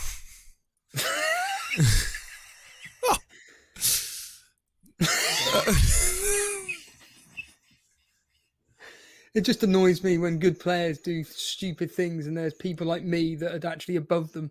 It just annoys me. Right, okay. Let's say hello to Ray. Ray, are you there, mate? Are you ready for this? Ray, you're muted at the moment. Just need to unmute yourself. Hey guys, how are you? I'm good, mate. I'm going to start the timer now. We might go over, but it started. Right, cool. Steve-O, go ahead. Well, the Ray wants to come on. What do you want to talk about, Ray? Yeah, what do you want to talk about, mate? Oh, sorry. I thought Steve was going to say something. Sorry. No, We did practice this, guys. How do you feel about having the Chelsea wonder kid Chukwuemeka on the bench at 5 points? Chukwuemeka, yeah. That's the guy. That's what I was going to say. Yeah, that's the one. Yeah. Yeah. Oh, it's just been a car crash. Yeah. It's been pretty difficult. I think I went in with Salah. Well, hang on. You haven't seen Steve-O's team yet. No, I'm joking. The good thing is Steve-O didn't wildcard because he's not silly like that, isn't it, Jason? Well, no, it's a good thing he didn't wildcard, isn't it? Because he might have had players like mine who score points, actual points. Yeah, it was absolute car crash. Talk to me about your team then. Go on, 29 points. Yeah, so it was all on Salah. I knew kind of the battle I was going to take. Not necessarily going against Bruno because he wasn't anyone that I generally feared. It was more of Mbeumo actually, and it's quite incredible how he's performed the last few games because it's not just him being there for penalties. I think I was reading some stats like he's had one of the most highest non-penalty XGIs or something like that. So yeah, he's just been absolutely fantastic. Him and Vissa have been working in tandem brilliantly, and yeah, for those who owned Mbeumo specifically, and obviously Matoma, I didn't expect him to haul so well in the opening 2 games. I thought that, it's been very impressive, and I've been battered for it. And regarding Salah, I watched the game and I thought to myself, okay, well, this is it. Like, whatever he's going to do, I will take him out because I have a plan I'd like to go moving forward using the funds. I don't think he was very good. Is your plan stacking your midfield with 6.57 million players? Because I think that's what a lot of people are thinking about right now. You've got that money in Saka, Salah. You got Rashford at 9 million, 12 and a half in Salah. You think, are they really going to outperform the likes of what we've talked about already? Solly March, Matoma, Diaby, Maddison? No, I don't think so. Yeah. Agree, and again, it's not just Salah versus Maddison, for example. It's combination play. That's always how I like to play the game.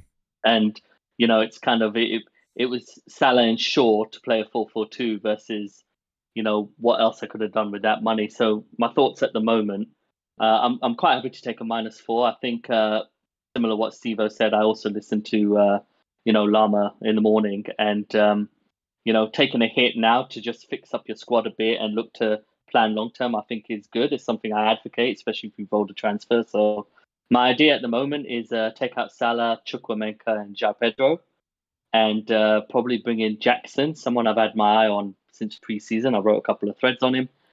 Jackson for Chelsea. Yes. So, what did you see? Did you watch the game today, the Chelsea game today? I did, yeah. So what did you make of Jackson? Because obviously Sterling, in Steve-O's eyes, Sterling has emerged as someone that he's ready to almost pull the trigger on. So what did you see from Jackson in that game that made you think 7 million? I want him in my team. I think it's a culmination between the 2 games, really. Also, the first game against Liverpool and this one as well. Is I just think his movement's quite impressive because I'm a very much an eye test and heat maps guy, and he runs the channels well, holds up the ball well, but also he does get on the end of quite a few opportunities. Granted, it didn't really happen today, but I think a lot of that was because West Ham kind of defended him quite well. But there was a couple of instances where he was able to sprint away and set up a few chances. And I've become a fixtures guy, and I look at Luton, Nottingham Forest, and Bournemouth, and I'm confident Jackson will eventually get his returns in those games. So I just feel like I don't worry for his position so much. And yes, I agree, Sterling looked electrifying today. It was like Man City Sterling, wasn't it? He was absolutely phenomenal. But I'm still unsure with him. And also in midfield, I'm a lot more towards getting in Foden. But if I did go for Sterling, I could then bring in Alvarez rather than Foden. So I'm quite agile with the moves. I just think it's important to get a Chelsea attacker and get a Man City attacker. Yeah, I think that... Oh, wow, we're out of time. Hang on. In all seriousness, yeah, I think Chelsea will be fine. Certainly Jackson will start getting any goals. Adam S is making me laugh in the chat. He's saying 0 goals, no assists, Jackson. You don't get FPL points for making good runs. He makes a good point there. You don't. But I do think that Jackson will start scoring. Will he be prolific? I don't know. But will he get goals? Yes. He won't be getting like 2-3 goals. He'll get a goal here and there. Sterling, it'll be interesting to see how he. I think if Sterling starts to really show those signs of being bursting in the box, and I think they will work out a relationship between them over time, him and Jackson, and it'll be certainly interesting to see. But Steve, I mentioned it earlier on, Alvarez 6.5. Could that be better money spent if you're going to invest up to 7 million in an attacker? I'll ask both of you, which combination would you rather go for, Sterling and Alvarez or Foden and Jackson? Foden and Jackson purely. Right now. I think Foden and Jackson personally. Steve? I haven't seen enough of Sterling to make me what. Right in front of me, right now, is Foden and Jackson. In front of my face, right now. Foden and Alvarez. But okay. I think we're out of time. But do you got any final thought? Any final question you want to quickly ask or not? Guys, we're out of time. I have to go, but have a pleasant evening. We are out of time. Thank you. We're keeping to a strict 5 minutes at the moment. Thank you for coming on, man. I appreciate it. All right, guys. Chat soon. Take care. Cheers, dude. It is a good question, though, isn't it? Foden or Jackson or Sterling and I don't know. Is it? Is it really? Is it a decision you need to make right now? Well, no, because neither of the players that I'm thinking of bringing in are going to go down in price. But I'll tell you what, Foden looked brilliant against Newcastle. Foden did look brilliant. He looked like looked like he did. He hasn't filled the boots of KDB, but he's done a bloody good job of being that creative player in the middle of the park, hasn't he? Against a very good Newcastle team. Again, Pep can always pep you at any moment. Just have that in the back of your mind.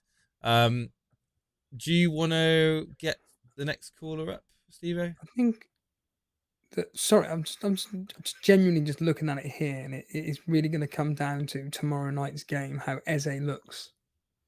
Oh yeah, Eze. God, yeah, it's a massive differential for you, isn't it? Well, he ain't going to be. At most, he's going to get an assist. At most. Oh, Mr. Pessimistic. Bloody hell. I think that if I was to do this, the -8 to just attack those Chelsea fixtures and go with Sterling, Jackson, Alvarez in a 3-4-3. It's not a bad move. Okay. It ain't a bad move at all. Because I don't know which defender to I wouldn't want to get rid of Gabriel for his match against Let's have Fulham. a quick look to see if there's any price rises predicted today. I can tell you now. It's Isaac, Matoma, March, and Akanji.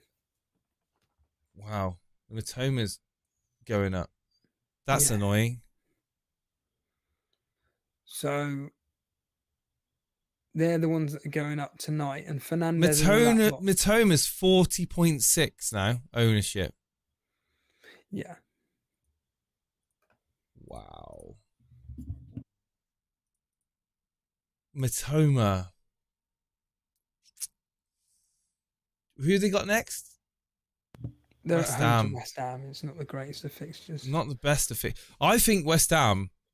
Bloody hell! I was so impressed with them today. I know they're at home, but I was so impressed. I did not give West Ham any credit in that prediction. I thought West Ham were going to lose at home, and I was so impressed with the way that Moyes set that team up, especially going down to 10 men. I can't get over like how organised they were. They were brilliant. Who did you say you'd rather have, Sterling and Alvarez or Foden and Jackson? Foden and Jackson, purely because I don't trust Sterling to be consistent at this moment in time. I just want to see more of him. I think Foden, we've seen more from Foden. Yeah. He's certainly returned he got 9 points, did he, yesterday? So and Jackson, I think Jackson's going to be secured minutes whereas Alvarez, he will get benched at some point. Alvarez won't. He's guaranteed. No, he's not guaranteed. He's versatile, and he'll be in that. Not most games he'll be playing, but I do think he's not guaranteed. I think that he may opt to play. I mean, he's got a. Let's see, who would it be his direct competitor?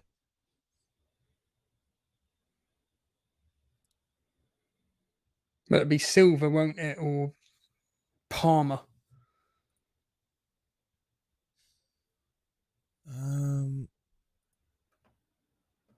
Right, who's the next caller we're going to bring in on? Mario Moss, I think it is. Okay.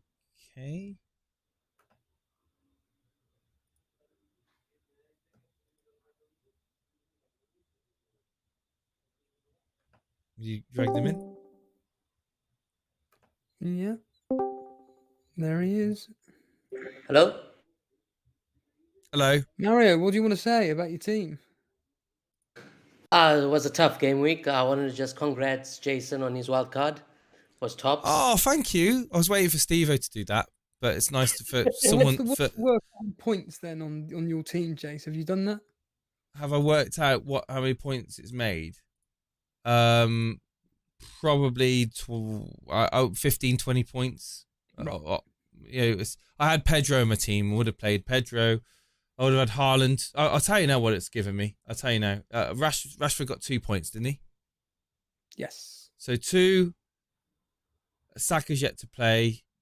So Foden gave me 9. So I'd have had 11. Odegaard yet to play. I'd have had 11, 13, 14, 15, 25 with Estepinian. Did you get Saliba? 6, 15. Pickford got 0, didn't he? Probably. Yeah, he got 0.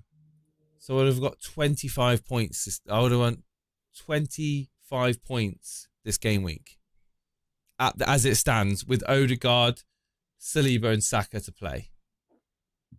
Okay. But I would have, but I would have transferred KDB to somebody. Who would that have been? Hobner's saying you gained 44 points. Wow, there you go. So yeah, it's been a good wild card. It's but let's just say that could have been better. But yeah, let's right. We've got the timer ticking away at the moment. We've got our man. Well, restart it at least. I mean, No. No, Mary is gonna. Okay, yeah, gents. My right, here we go. question is, I'm thinking of taking a -4, transferring Alvarez and Foden in for Pedro and Fernandez. do it. Done. Next question. Alvarez and who? Alvarez and Foden. You're gonna go do it. triple Man City. Yeah. Yeah, in attack against Sheffield. Yeah. Do it. And the last You got thing I wanna 2 free transfers. Then they got Fulham next. Have you got 2 free transfers? No, I got 1, which is I'm gonna take a -4 for this. But I feel Foden would deliver a higher amount than Bruno Fernandes. Adam S, I don't want to take a -8. That was just an option. I was just discussing anyway. No, I like the moves. I think Bruno Fernandes certainly is not the FPL pick that he was previous seasons, and I think that straight upgrades. I mean, Pedro, 5.5, he's a bargain into that Brighton attack. He will get games, he will get minutes, he will get possibly more penalties at some point in the season. But is he someone that you're gonna rely on week in, week out? I would argue right now that Alvarez is probably going to get more minutes. so yeah, for the fixtures, for foreseeable fixtures, I can see that being a a benefit to your team. I want to also ask, what do you guys think of Pedro Porro, of how he played? I know he swaps with Emerson Royal, but do you think he could possibly be nailed? I think the way he played, I thought he was sloppy, very, very sloppy. I thought against a better Man United team, he would have been punished more. I thought he was out of position a few times. I thought he didn't like having the ball being played out from the back. He kind of holds on the ball longer than what you would think against a team that is pressing.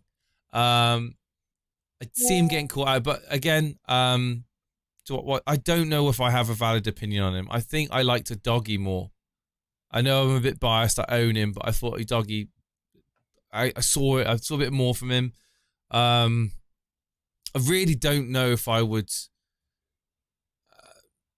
get a Spurs defender in now. I don't know. I think don't think clean sheets are going to come their way. What about you, Steve-O? Well, I haven't watched enough of Tottenham to pass comment. You watched them yesterday. You'll be able to give them more. I mean, I thought, like I said, I wasn't blown away by Pedro Porro, but I'll just go in Pedro, shall I? But yeah, I think they're just better options, really. I think you don't need to make that transfer. Mainly, I'm looking at a Tottenham defender to alternate between the Tottenham defender and Estupinian regarding the fixtures coming up. Why would you want to alternate? I think Estupinian is... Well, when he faces some tougher fixtures... Ask Steve-O. When he faces tougher fixtures, what do you do with Estupinian? Well, you bench him. Yeah. And how'd that quite work simple. out? It depends who you got. He's one of the most attacking defenders in the game, and you're gonna get rid of him. Sorry, Estupinian is one of the most. You said I'm getting rid of him. No, I'm not talking. This isn't your team. We're talking about Steve-O. Well, is everything gotta be about you? No, I'm talking about Mario. You're talking to me. It's Mario. He's on about getting rid of Estupinian. No, I'm not gonna get rid of him. It's just to alternate on the bench. So Estupinian to the bench, Udogie inside, and then rotate them for more favourable fixtures later on. Because if you get rid of Estupinian, you're going to have to buy him back at a higher amount. Okay, sorry, you're not going to get rid of him, you're going to bench him. Okay, cool. I don't know. I don't think I could be benching Estupinian. I really don't. I think he's got goals and assists in him. I really do. Like every game he plays, the way that Brighton play, even against the top teams, like I would argue that he's just as threatening. Hey Fozzie, yeah, man. But I mean, if you want to play the rotation game, then by all be it, I would argue that Gabriel is probably a better rotation asset than Estupinian. Sure. Well, that's it for me. Well, thanks, guys. Cheers, mate. Thank you.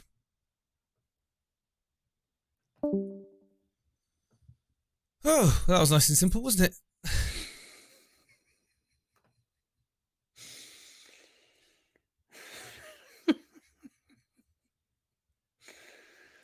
Very simple. That's what we want. Simplicity. I think it was animations next, Jace. Yeah, do you want to bring him in then? There we go. Animations. It's time for Animaniacs. What are you saying, boys? Hello. Animations, how's your week been? Why are you posting me next week's team? This is supposed to be Sunday surgery, not. Yeah, but I think we all know, mate. My team, Game week 3 preview. Yeah, well, my team didn't do as good as everyone else's, but I only had a couple topics today, so I won't use up my full 5 minutes, I hope. I just wanted to know... Sorry, what was you going to say, sir? No, I was just hit the timer. Thank you for reminding me. Well, the only couple of topics I was going to talk about was... Is it worth, burning a transfer this week on doing a 4.0 defender to a different 4.0 defender and attacking next week?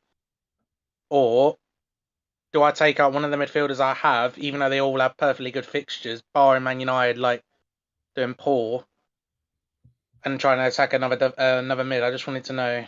If you're asking if Gusto in for Kabore is better than Foden in for Fernandes. No, it's not. No, they were the only things I was thinking about for this week. But it's just because I was just you do not want to be wasting a transfer on a 4.0 defender that you're seldom going to play. Look at your bench. Look at your first option. You got your doggy there anyway, so you got him playing. He's a decent asset. You're not going to have to rely on Kabore or Mabama in your team, barring an absolute freak of nature. You've got a Stepinian, Chilwell, so you've got the basic template in the back line anyway. I would be just getting, if I had to do a transfer in this team, it'd be Bruno Fernandes out, Phil Foden in. Yeah, well, I had those dilemmas about either Phil. The only other one I was thinking about was Mbeumo and banking the 2 mil. So that's you could do Mbeumo, yeah. But again, the next 2 fixtures at least are very, very nice for Man City. Like Steve has mentioned, you got Sheffield away, Fulham afterwards. So you think that Phil Foden now, if he is going to occupy that central role, linking up with Haaland, yeah, I don't know. I think he could be an absolute gem. Yeah, I mean, it's definitely on my mind. I mean, yeah. Well, there's so many midfielders that you can go for, right?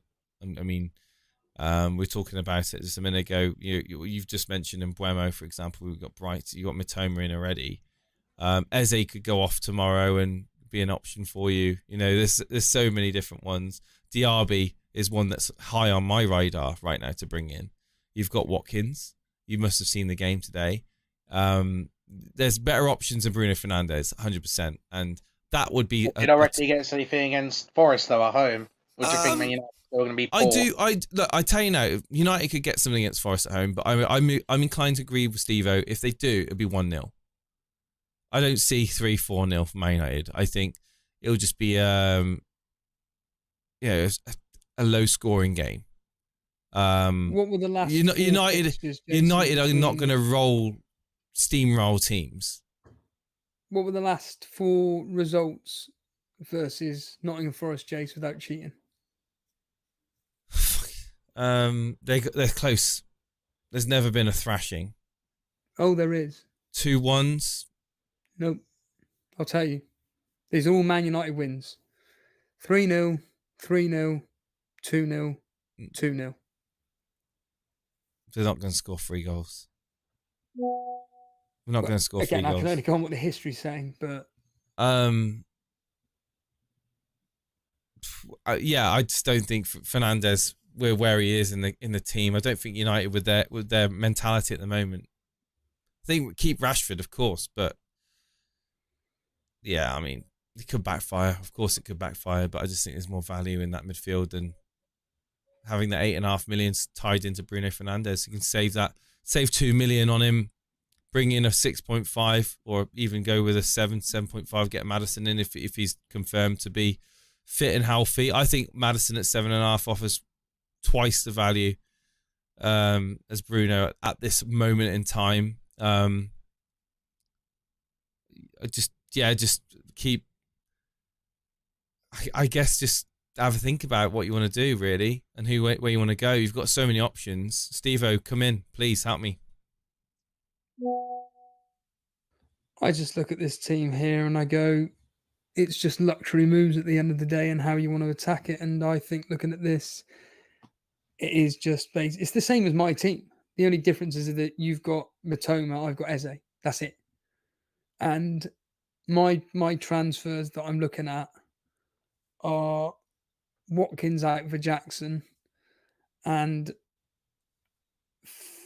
Foden/Sterling in for Fernandes.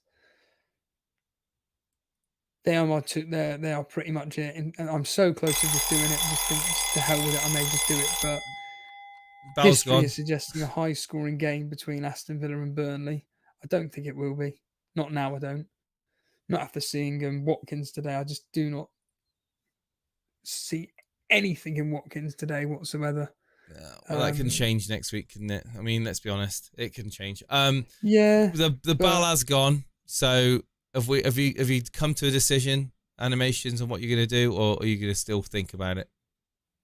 No, I think I'm going to take what you guys have said on board. I'll probably end up taking out Bruno. but it just depends on who. I'm gonna definitely think on it. But yeah, thanks for having me on, guys, and yeah. Yeah, we've got the preview show. We've got the preview show, so come on and tell us what you're gonna do. Right, see you later, man. See you later, man. Bye. Bye. Bye. Steve, who's next up on the list? It seems to be, doesn't it, Jace? What's that? What to do with Bruno Fernandes? It's pretty straightforward. It's either getting. It's either, sorry, I've just looked at Man City's history against Sheffield United.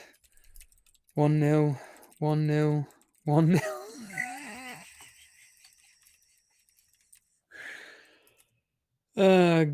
God, it looks desperate. I think Crazy Jack is next. Let's bring him in. I can press the right button, which I can't. Here we go. Crazy Jack. Hello, Crazy Jack.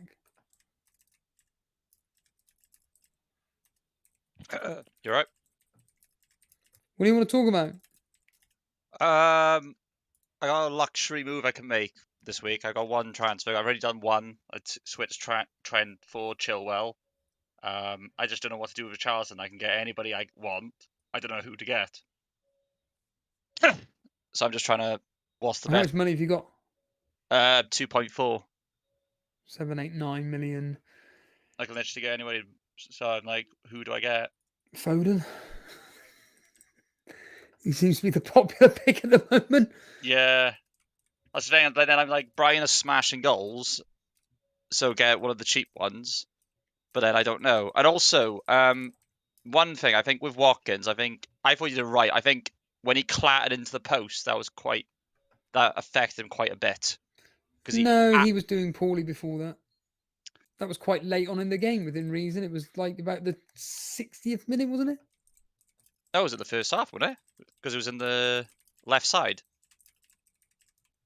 First half. Yeah, you are right. Yeah, I did. Yeah, you are right. But it was quite late on in the first half, I think. Was it? I don't think it affected him. He didn't do anything.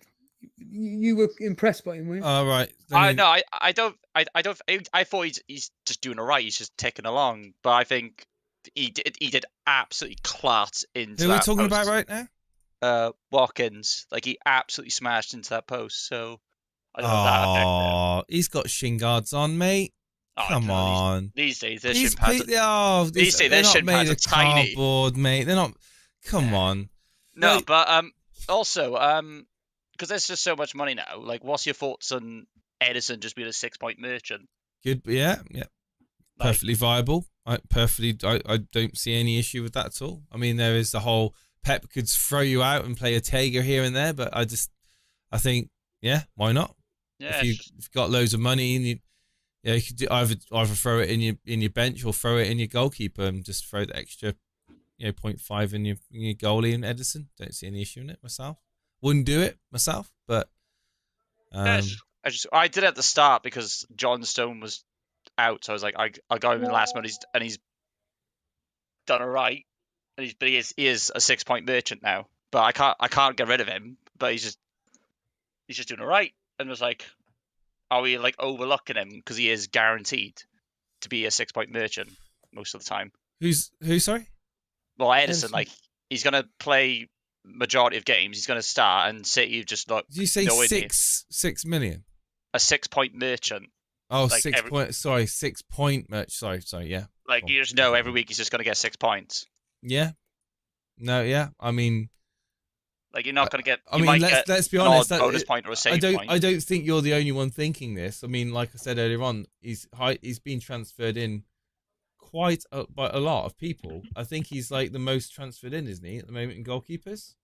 Yeah, he is. 58,784 I've already transferred him in. That's like, put it into perspective, he's like 80%. Like, put it this way, Onana's the second most, and he's on 37. So it's like 21,000 fewer people have transferred Onana in, and then he's almost twice as transferred in as Sanchez for Chelsea. So, yeah, I think a lot of people are thinking the same way you are and just getting an Edison in. Yeah, but no, my main question is, like, I'm planning to switch in Richarlison. Who would be, like, your priority? Because money isn't a problem now, who would you do? Because I've got Mbeumo, who is the best for that 6.5 price.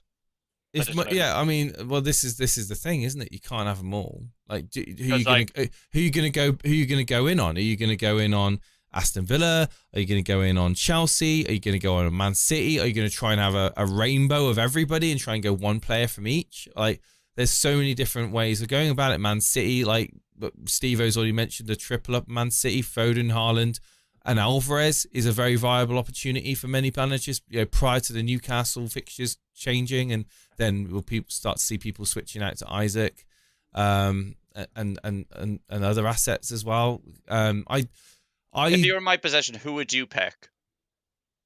In your position right now, if you had this team and you had Watkins, you're in my position, Watkins to Alvarez. So because I'm happy with Watkins is the Richarlison spot. If you had to replace Richarlison? Oh, Richarlison. Right, okay. So if you had this team, you had one free transfer. Money's not a problem. Who would you replace Richarlison with? Mbeumo. No, but he's already got Mbeumo. I've already got him. No, Matoma then. Right. Okay. And who would you do, Jason? I would go Derby. You've got your Watkins, so there's no point going DRB. So it would be. Actually, no. What am I talking about? It'll be one of Foden or.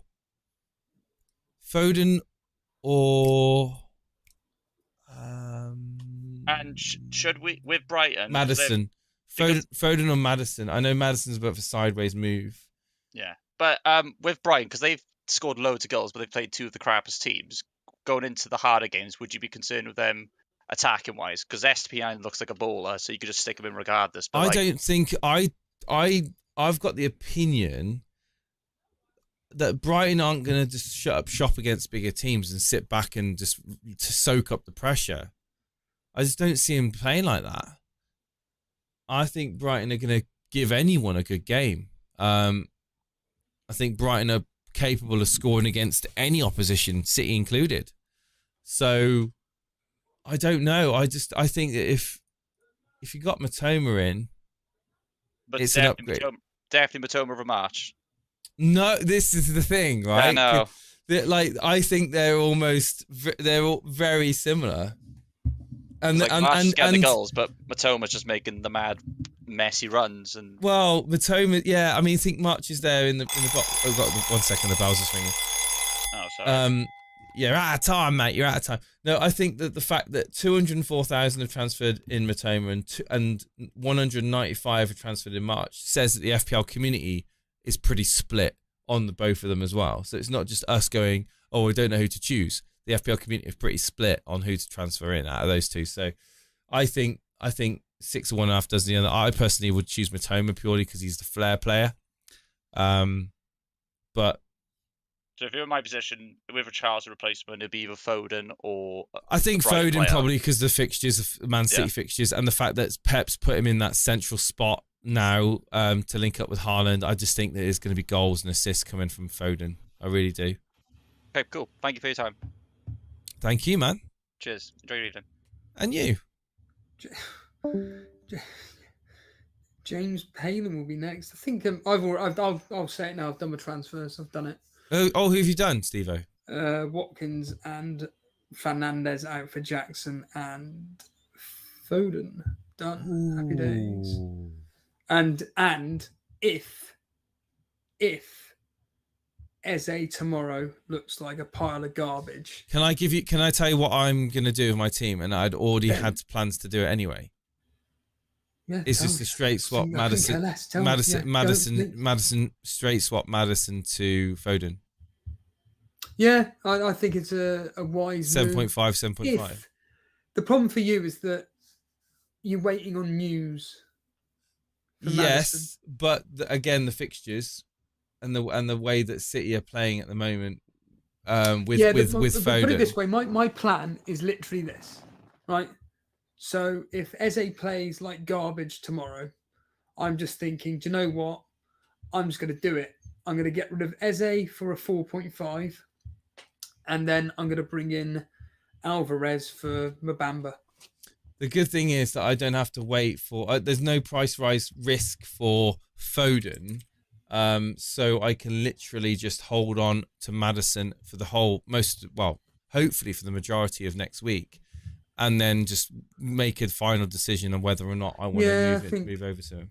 Yeah, I think you're in a very good position to do that transfer. I think that jumping on Man City is going to be... Or actually, no. Instead, if Maddison's fit, just go Luis Diaz straight to Foden. Because Newcastle, I think, are going to give Liverpool a hard time. Yeah. I think that might be the better option.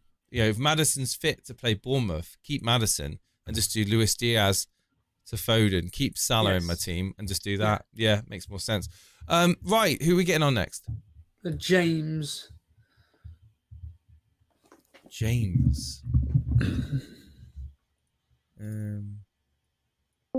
Hello, James. How's it going, man? Everton fan, I think. James, how's it going? Can you hear us? Just need to unmute your mic, my friend, on Discord. Just need to unmute yourself. Right, lads, how we doing? Hello. Good, man. Good. How are you? Yeah, all good, thank you. Yeah, it's been a good start to the season. Been interesting. Good start FPL-wise or good start football-wise? Not football-wise. No. Today, it was pretty tough. Not fun being an Everton fan right now, looking pretty gloomy. Was it in your mind? Was it your mind in your? Was it Everton being poor, or was it Villa being just a class above? Bit of both, but mainly Everton being poor. I mean, nothing's changed really. Not done much in the window.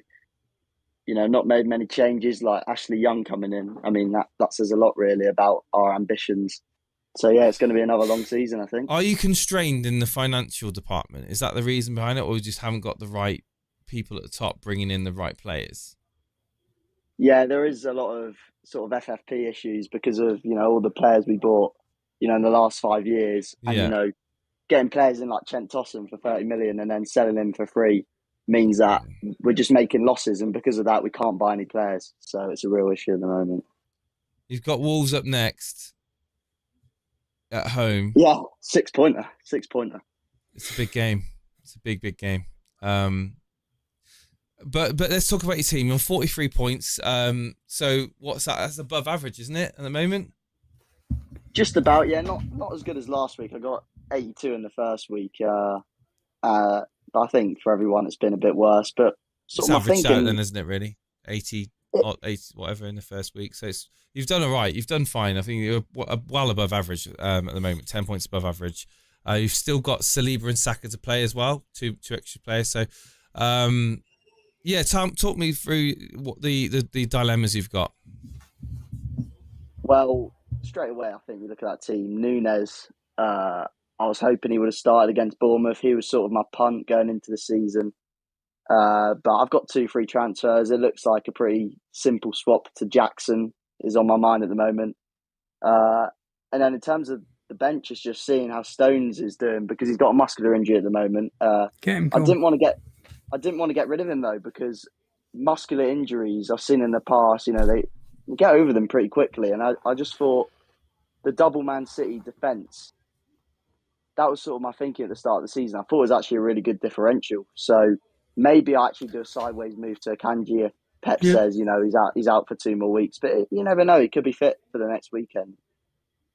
But I don't think Stones is going to be thrown straight into the team because, what's his name? Kovacic has started really well. Rodri obviously started really well. The back four has done exceptionally well. I think just get Akanji and get it done now because he's going to be going up in price tonight. So I would probably just get Akanji and done and then have that for... Is this your starting team, 4-4-2, or are you just rotating Eze in and out? Yeah, that sort of was my thinking, actually. Sort of go, because I sort of took risks in the first week, so I thought if I have Eze on the bench as well, that means that if a player doesn't start for whatever reason, like Stones and Diaz didn't, then Eze can just come straight in and it's no risk in that sense. Who are you going to bench next week, though? That's my dilemma.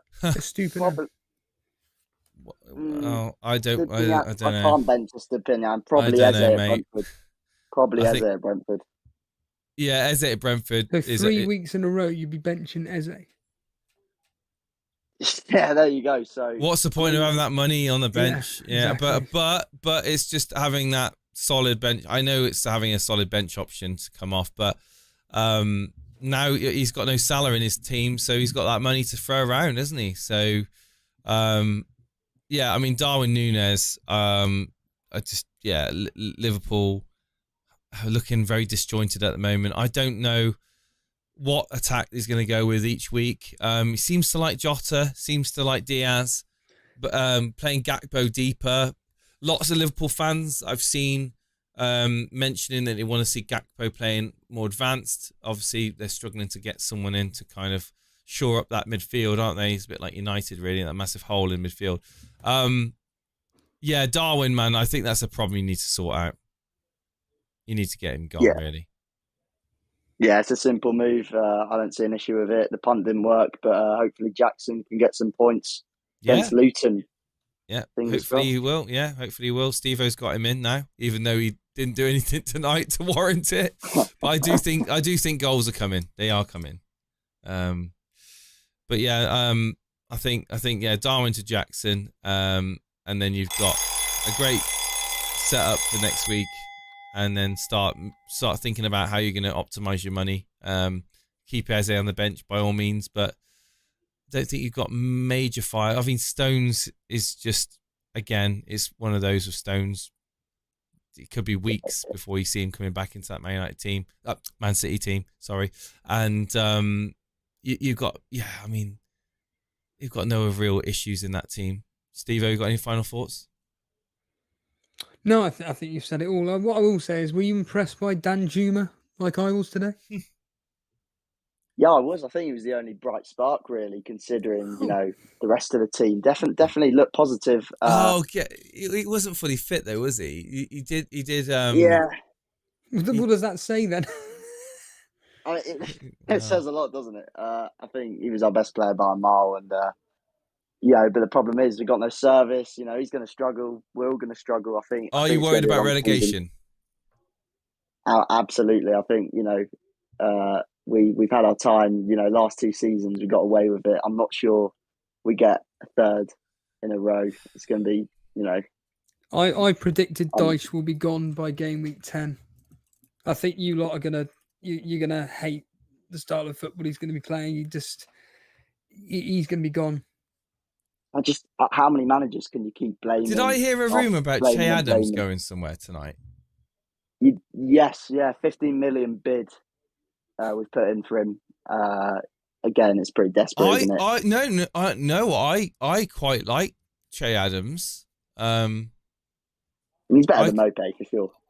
I could see it work. I could see Che Adams working at Everton. I mean, 15 million. I don't think it's a bad amount either, to be honest.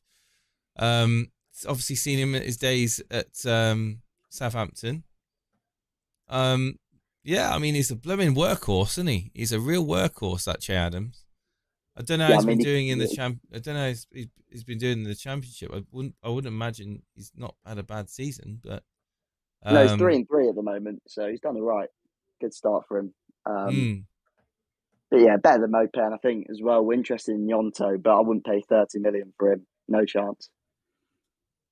Well, we're out of time, so I hope you get your team all scrubbed up for next week. I'm sure just bring Jackson in and just go with that 4-4-2 like you've been going, and keep on monitoring John Stones. You might have to get him out, or you might just have the luxury of keeping him on the bench until he starts playing minutes for under Pep and going back to the double up on the Man City. Certainly don't need to make any rash decisions just at the moment. Spend any points on him. I won't be spending points on him. You've got enough players at the moment that are going to be playing minutes. Obviously, the worst case will be Maddison out, but you need to throw in Eze, so no issues. Yeah, exactly. Cheers, lads. Have a good one. Cheers, mate. Doesn't it make you sick, Jace? These individuals that can bet like Fire Talk and bench all this money. Yeah, I mean, historically, when I've ever had, I do have 4.5 defenders. In Udoggy that plays for Tottenham, and of course he did get 5 points, didn't he? I think he got 5 points. That's 5 points on my bench. So I've got 5 points on my bench with Udoggy, who's a decent defender for Tottenham, that I'm going to be benching a majority of the time, and I've got 10 points on my bench from Areola, let's be honest, it was a fluke.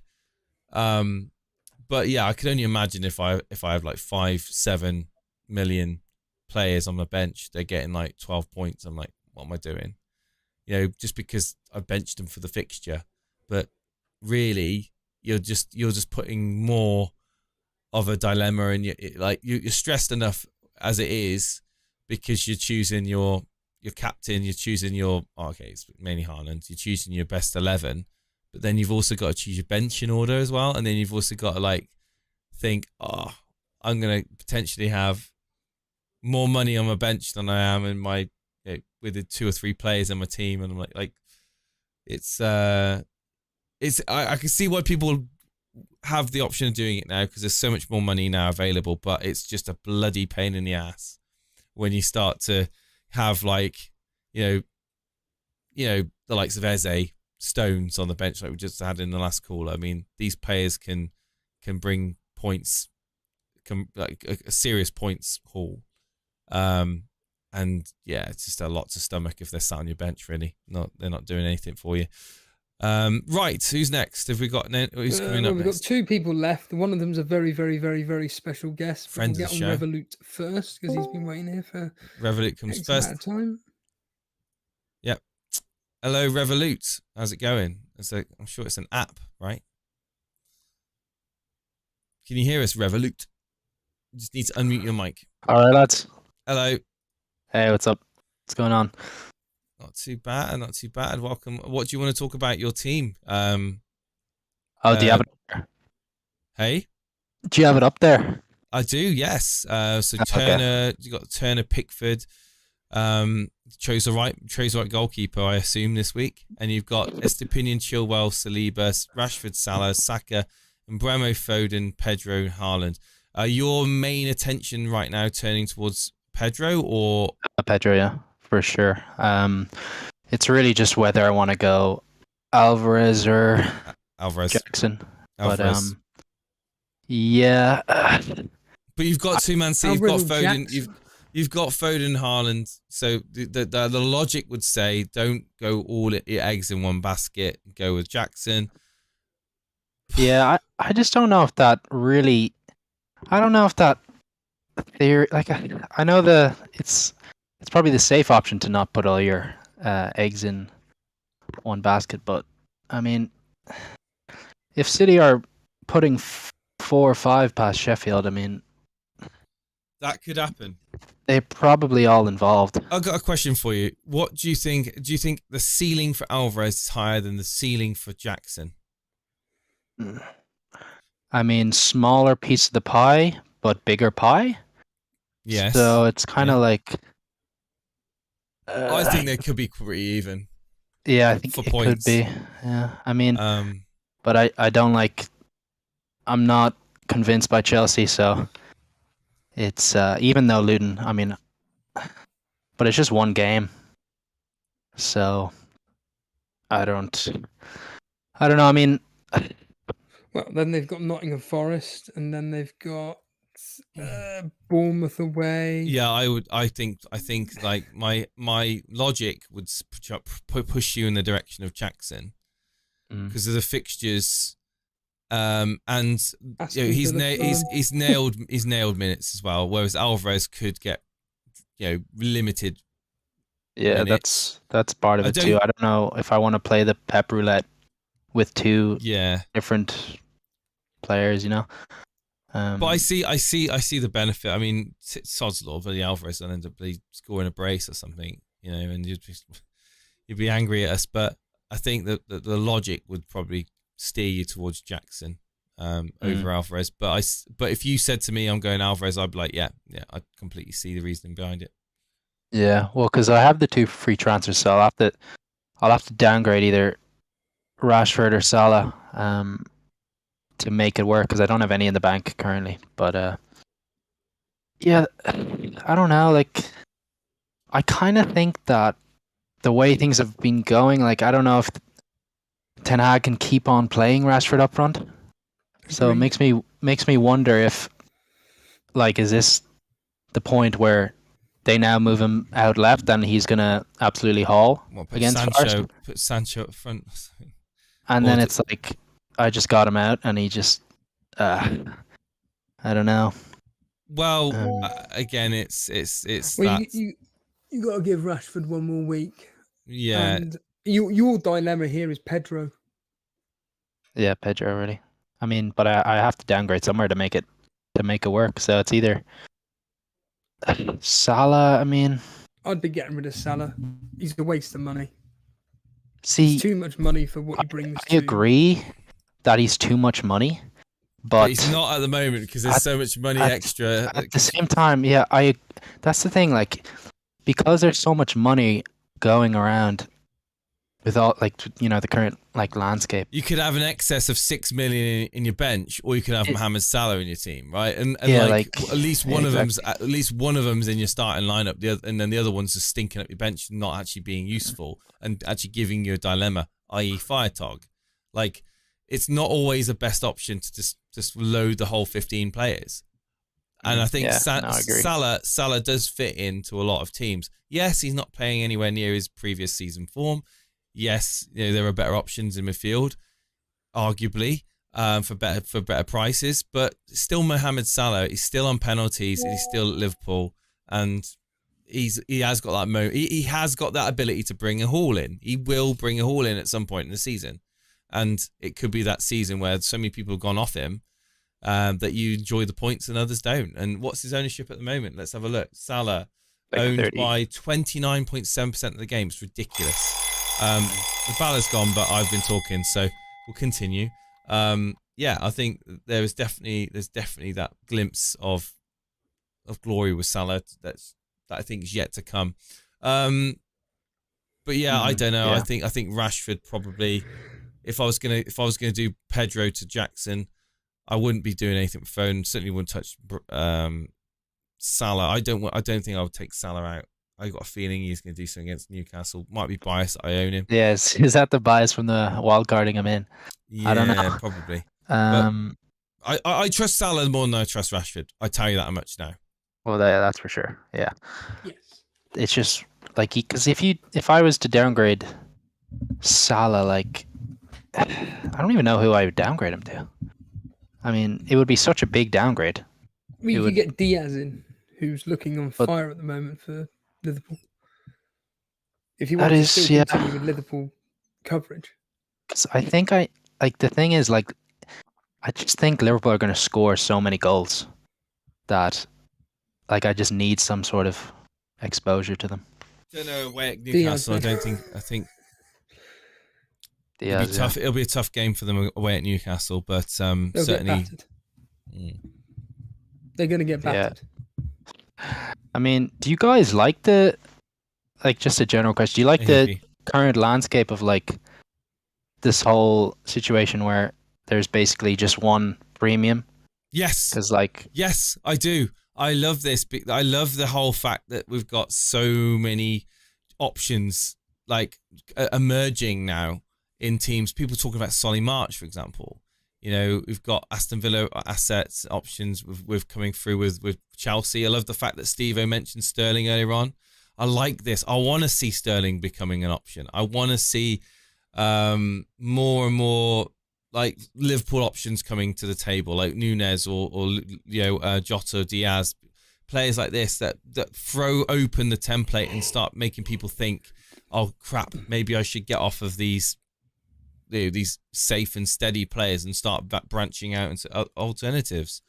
Maddison is another great one for Tottenham. I think he's going to be a great value pick this season. Richarlison at 7 million, I wouldn't probably say the same thing for, but we might end up getting another outlier with Tottenham. Might get someone else that emerges from the pack, like Udogie, like I've got in my team. There we go. But in all seriousness, I think we're moving. I think we're spreading our options open a bit more now from game week 1, which is great. I like it. It definitely, leads to a more diverse, like a lot more diverse teams. But I don't know. Are they becoming worse at predicting? Or, I mean, it's been 2 game weeks, so it's kind of hard to tell. But becoming worse at setting the prices, or I don't know. Are they becoming worse at setting the prices? I think that Trent's too much. I think that Watkins is too much. I think that to be honest, I think they're slightly going off of previous season's form, but also I don't know. I think there's a lot of sort of mid-price players now. I don't think there's many premium players. Obviously Kane leaving has skewed it a bit, hasn't it? For sure. But players having excess money, not knowing what to do with, it can only be a good thing for the game, because they're having to make decisions on their overall 15. They're not just bringing in set price points and going, right, that's my team sorted now. I'm going to go with some fodder on the bench I don't care about. They're actually able to think about 4.5s that are playing on the bench, and 5 million, 5.5 millions that are playing as well. Like, I think it's a great thing, and to the fact that people are bringing in Edison because they've got money that can splash around, it's interesting. It's not like previous seasons where people have just tried to squeeze the most value out of their team, and just to have that 2 premiums or 3 premiums in their team, they're actually able to go really balanced now.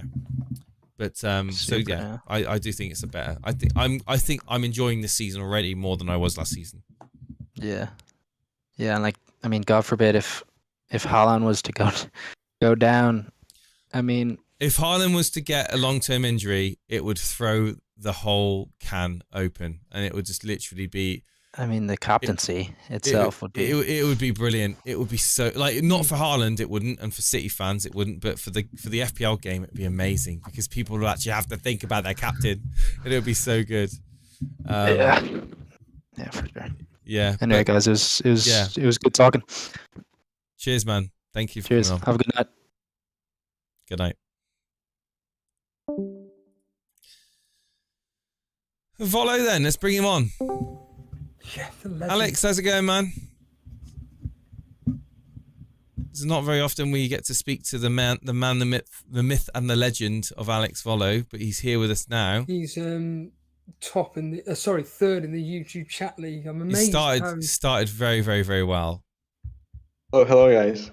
Hey, Alex, how's it going, buddy? Legend. The legend. Can you hear me? Can you hear me? Because the connection is pretty bad here. We hear you fine. We hear you perfectly fine. How are you doing, my friend? How are you doing?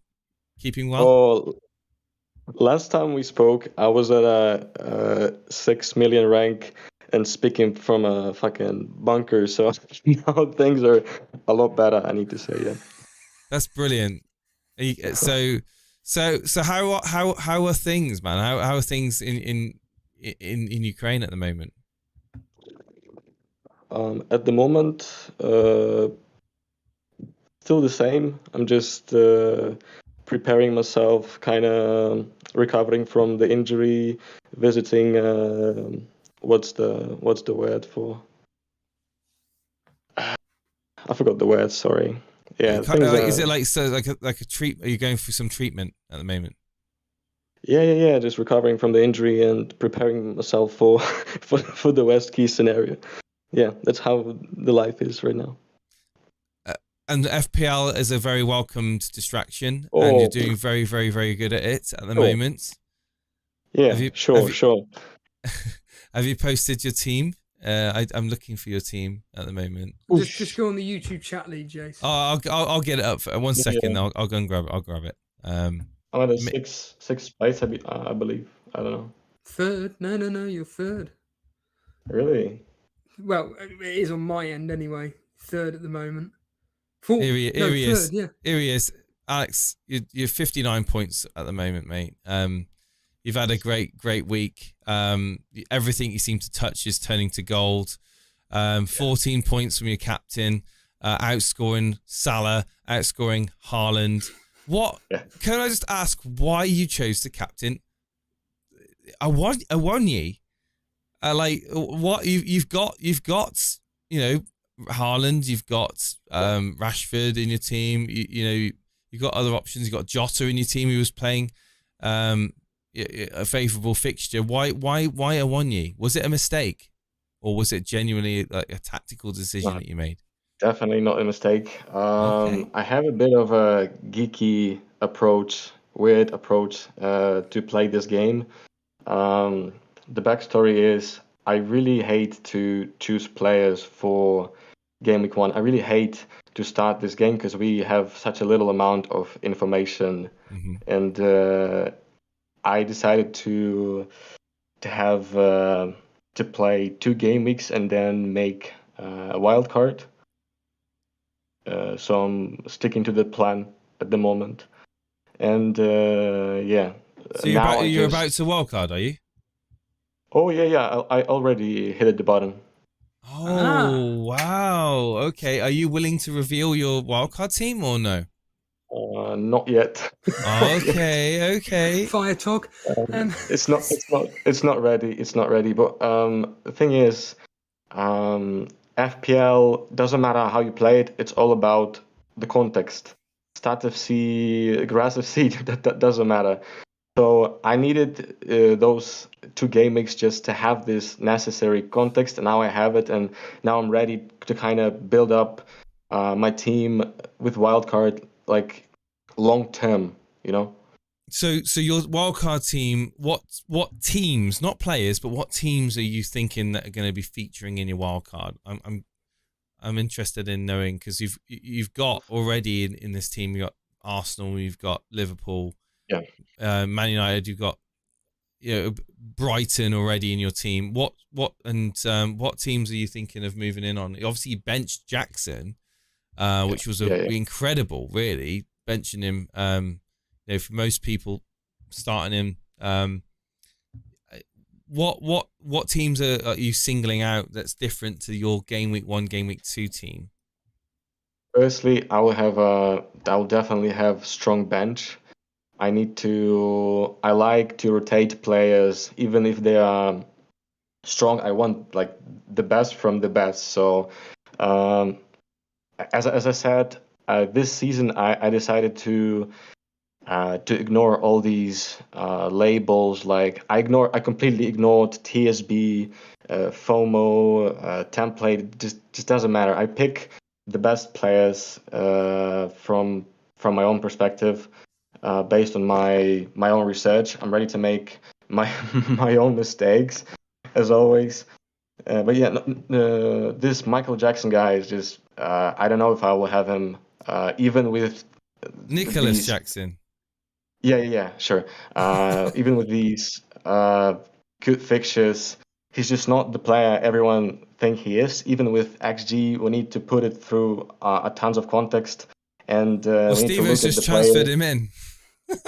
Oh, don't be saying that right now. I'm happy to have done it. I just think that the fixtures for Chelsea are there for the taking. Steve-O, Vollo's 100k overall right now, and he's just taking him out of his team. How do you feel? Which means nothing, to be honest. Like, and Steve-O now, he has all that pressure from haters and all these guys that tell him, I saw the post on Twitter today, I believe. Just feels a little bit sorry for him. Yeah, he gets a bit of hate, doesn't he, Steve-O? It's almost like he's very, very I committed. base you go with your own methods, I go with my own methods, and from my personal point of view, watching Aston Villa today and knowing what Burnley are going to be like, they ain't going to be given the space. You don't go with your own methods. You don't go with your own methods. That game against Aston Villa, I think we could nick something, maybe like a 1-1, 2-1 either way, something like that. But putting a really good performance. Watkins did nothing for me today where I thought, oh yeah, I need him in my team. I'm not going to be surprised if he's benched next game. He's just wasting too many chances as always. Yes, yeah, thank you. I did think that he was given a few opportunities, and it's just it wasn't there for him today, and it was very frustrating to watch. And it seemed to be very similar in a way to Salah, in the sense of everybody seems to think that everything goes through Salah, or actually it's usually through Jota or Diaz or Gakpo or Darwin or anybody but. Salah's an incredible player, but he like me and Jason said at the start of the season, he's going to be assisting more and creating more rather than getting the goals, I think. And even yesterday, that fortuitous, okay, he got a penalty, he missed it, he got the rebound, brilliant. What if he didn't? What's he done then? What did he do in the Chelsea game? All right, he did okay. He did what Salah does. We appreciate Salah's an amazing player, but I don't think he's worth having in your team. I think you or anybody else that's gone Diaz or Jota, if not both, I think you're playing the game right. I think that going against Salah and bringing one of them, I mean, for me, if I'm wildcarding, I mean, I've got it all written down here, but Chelsea, you're looking at their defenders, Chilwell basically now. Enzo looked fantastic. Jackson, just for the sake of having him for the next few. Brentford, I'm stating the obvious, but maybe go for a defender and Mbeumo. Arsenal, you can have anybody. Tottenham, it's Maddison. Brighton, Estupiñán, Matoma, and any other midfielder that you can think of, depending if they play. Crystal Palace, if you really want to go with them, is Johnson Eze. Aston Villa, it's Diaby. I've put Watkins, but it's pretty much Diaby now. Liverpool, Diaz, Jota. Newcastle is Isaac, and potentially maybe Gordon or Barnes. Man United, it's Onana if you really want to get him in. And then Man City, it's Haaland, Akanji. And then in this now, it looks like Foden could be the one to be getting in. And I think, Alex, you could be going with quite a few of these players. I think that a lot of... I don't see you getting rid of Jota, for example. No, I will definitely not have him in my team, especially with the, just the rotation risk is too high, firstly. And I don't know, just the system that they play in, everything feels just off the touch. They are so uncomfortable at this moment of time with these fixtures. I think I'm good, and I will not have any Liverpool player from now on. Wow. Wow. That sucks for me. I've got Diaz and Salah in my team. God, rip that. No, I can see the logic behind that. But are you not worried that you're gonna have too much money that to splosh around on players you're never actually gonna play? I started the season with 2.5 in the bank. Just I will not spend money if I don't need them. Just kind of seems kind of meaningless for me. Also, it's always a room to upgrade some players, and I like to have these money in the bank. Even with with a strong bench, I like to have a strong bench. So, not a problem for me, to be honest. I look at this team, Alex, and in all seriousness, I look at this and I go, you don't need to wildcard it. You don't even need to do anything with it other than your next team is just going to be Jackson in for A1U. And potentially, if you're absolutely adamant on getting rid of Liverpool, if I'm you, I may push for a -4 and do Jota out for a 4.5 and bring in Isaac for A1U, because I honestly think Newcastle are going to have a lot of fun against Liverpool. They then have Brighton away, which I can again see goals being in that game. They've then got Brentford. There's goals in that. I mean, you've hit the wildcard button then, have you? Yeah. And also the backstory is I already transferred Maddison, get rid of Jota and transferred in Maddison. Mate, so I love the fact that you're bringing in players I've got on my wildcard. Means that I've done the right thing. I like it. No, but I think that this strategy you've got is obviously working for you. I just needed. Yeah. No, carry on. Just needed to. As I said, I just needed a bit of context because it's hard to choose players when you don't see anything. Like, I hate judging players by preseason. Like, apart from fitness, we can and YouTube videos. Get nothing from it, to be honest. Yeah, sure. I don't know how long, if you've been watching the stream since the start, but Firetog had a team in which he's got what you're going for, which is a very, very strong bench, and it's just going to cause lots of headaches. Are you not worried about benching the wrong players? not at all. As I said before, I love this game week rotations. Like I will have most definitely my back line will be Chilwell, Saliba, or Zinchenko, Estupinian, the back three, and I will have on the bench Andersen and Udogie. So that's because of Saliba. So basically, any Arsenal player have perfect rotation with Andersen. Like I can put Andersen when Saliba plays Man United, Spurs, and who else? And Man City. Andersen has perfect fixtures these game weeks. Also, Estupinian when he has terrible fixtures. Udogie plays Sheffield and Bournemouth. So I'm not against in-game rotation. In-game rotation, it's something that I'm used to. Yeah. No, and with many people like yourself, like Fire Talk, etc., you have a plan. It's just I always find it bizarre when a player like yourself right now is doing so well, and in my opinion, all you need to do is leave the team as it is. No, you said the same thing about me, mate. You said exactly the same thing about me. Apart from the fact I was doing really well, you said I should have not wildcarded. I should have left my team the way it did. Truth be told, no, you did. You go back. You were like, look at that team. I said, if you're gonna do it, do a -8. You don't need to wildcard. Now that -8 could have been anybody. It's 3 players. Listen, I get your point, but if I leave the team as it is, it's going to be fine, but I don't want it to be fine. I want it to be perfect in long term already, like from the next game week. Mm-hmm. I have a clear plan and I'm going to stick to it. Good. Listen, I love it. I like the idea, man. I respect it and it's working for you, so stick with it. Don't listen to Steve-O. Don't listen to anyone else. Like I said last night to Jason on Discord, I said to him, when you go on FPL Family, say hello to them from us. Friend of the show. Thanks so much, Alex. Thank you. You're a legend. Thank you. You're a star, man. We'll speak to you soon, hopefully. Bye. Speak to you soon. Bye. Oh, Alex. We're very lucky to have Alex on. We're very, very lucky to have Alex helping us with the thumbnails as well, because he is literally like the most talented, like, graphics person that I know. He's brilliant. He's absolutely brilliant, and he sums it up by just having fun. I mean, that's what I say though. I say the same thing, and I get shot down by you in the community.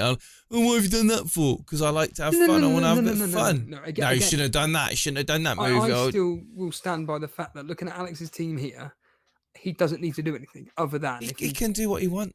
He can do what he wants. I know that. He does. Dude, you don't have to make a transfer. You've done a transfer. No. You didn't have to. I did need to do a transfer. You didn't have to. I want to attack those Chelsea fixtures. You didn't have to. I do. Pedro might score a goal and assist next game. Who? Watkins. Watkins could score a goal and assist next game. Based on today, he ain't scoring for the rest of the season. I thought that he had more of an opportunity to score than Jackson had. Well, yeah, but again, Everton were there for the taking.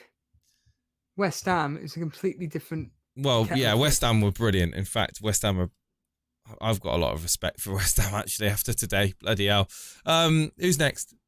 I'm mindful of the time. We're going to probably have. This is really going to be 5 minutes done. Edgeworth is on next. This is literally 5 minutes. Because literally, I've got last 2 callers. Yeah. Even I need to get to bed. Yeah, right. Let's quickly get Edgeworth. How's it going, man? Not as good as last week, but yeah. Let's have a look at your team, man. Let's have a look at your team. So you got 37 points, and you've still got Saka and Eze to play. Yeah. Where did it all go wrong? 6.5 mil midfielders, wrong ones. Yeah, join the club. Yep. In the wrong midfielder club. That's where it's gone wrong. Oh, Eze hasn't played yet. So yeah, we don't. Yeah. Yeah, I got all my chips in on Eze going into that game. Yeah, look, I'm expecting Eze to get an attack and return tomorrow. Crystal Palace are very good at home. The history, though, sadly doesn't suggest a positive result for Crystal Palace, but it doesn't expect them to score. So with Eze being the key man for Crystal Palace, he created a lot of chances against Sheffield United. Admittedly, Arsenal do give away quite a few chances. I'm in your boat here and hoping that Eze pays off.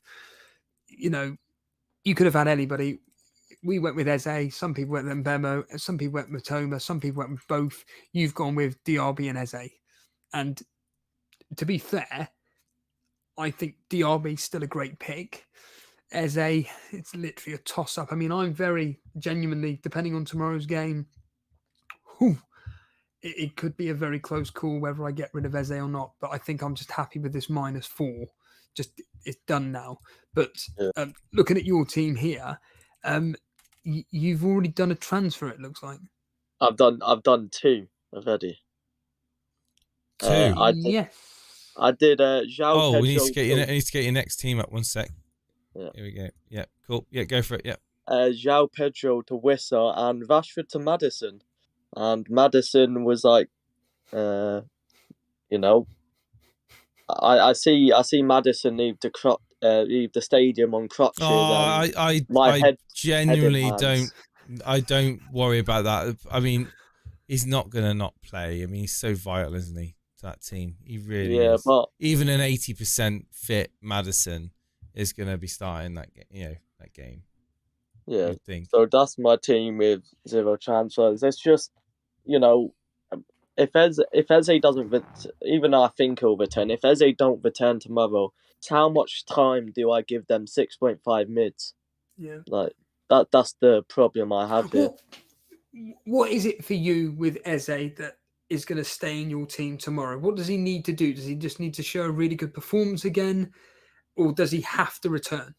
I think if he shows a good performance, I think I'll probably keep him, because I don't want to take, because if I know I'll take a -4 to get Matoma in, or the Brentford Bebu.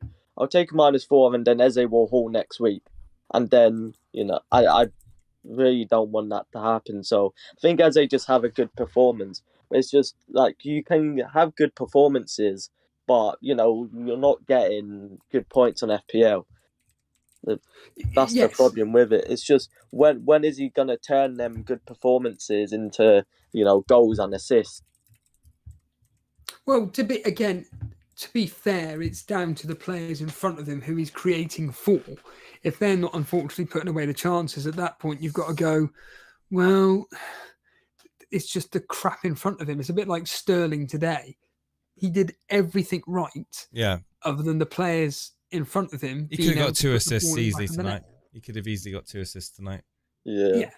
Had Chelsea had people that were willing to throw their feet in. And what's your prediction for the game tomorrow, just of interest? 3-2 Arsenal. You're expecting a high scoring game, are you? Yeah. The history does suggest, I think it was 3-1 to Arsenal. So the likelihood of Eze getting something versus them is quite small, unfortunately. But first home game of the season, they're going to want to put on a performance. I'm pretty certain as well that Eze hasn't really played much against Arsenal either. So this could be his turn to go, do you know what? If Elise is being targeted by Chelsea, albeit he signed a new contract, but he's being targeted by Chelsea. Hold on a minute here. I'm holding my hand up here. Where's my bids from the big boys? Maybe he could just turn on the head and, maybe get a goal and assist in a 2-1 victory or something. But again, this is the bell's gone. If buts and maybes. Right, the bell's gone. I think that it's the main issue here is just to kind of see how the rest of the game week plays out, and then just form. Yeah. I mean, you've made your transfers already. Yeah, that's the problem. I think really Maddison is going to play. I'd be very surprised if he doesn't. You've got Pau Torres come off the bench if he doesn't. So, you set up fine. So, Best of luck, my friend. Yep. See you guys. Take it easy, as we'll speak to you again soon.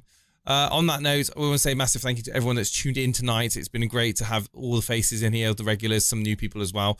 And the main thing, you guys hitting the like button, it really helps gain and grow our audience as we move through to game week 3. Steve-O is already making transfers like it's going out of business. He's going to be spending some points. You've done 2 transfers, right, Steve-O? And you had 2 free transfers, right? No, it's a -4. So. Oh, so he's already given me 4 points, lads. He's already given me 4 points. I don't care about that. Right. Am I going to make any transfers? I don't know yet. If I am, it's going to be most likely Foden in for Luis Diaz or Maddison, depending on the news of Maddison, of course. I think he's okay, and I think it'll be Luis Diaz. But thank you so much for tuning in, guys. We've had a good numbers tonight. Really respect it. And when will we next live, Steve-O? It'll be... God knows when. Next week, Thursday or Friday. Well, Thursday for the blasted Thursday for the preview. Show. Thursday night for the preview, guys. See you then. And look out for, obviously, members' videos and maybe the impromptu video that I may upload as well. The bins. Give them a wave, Steve-O. Take it easy. Bye-bye. Subscribe to this crap. We're experts, guys. We know what we're talking about here at Elite FPL. You call yourselves experts? How dare you bloody talk to us like that? What are you doing, man? What are you doing?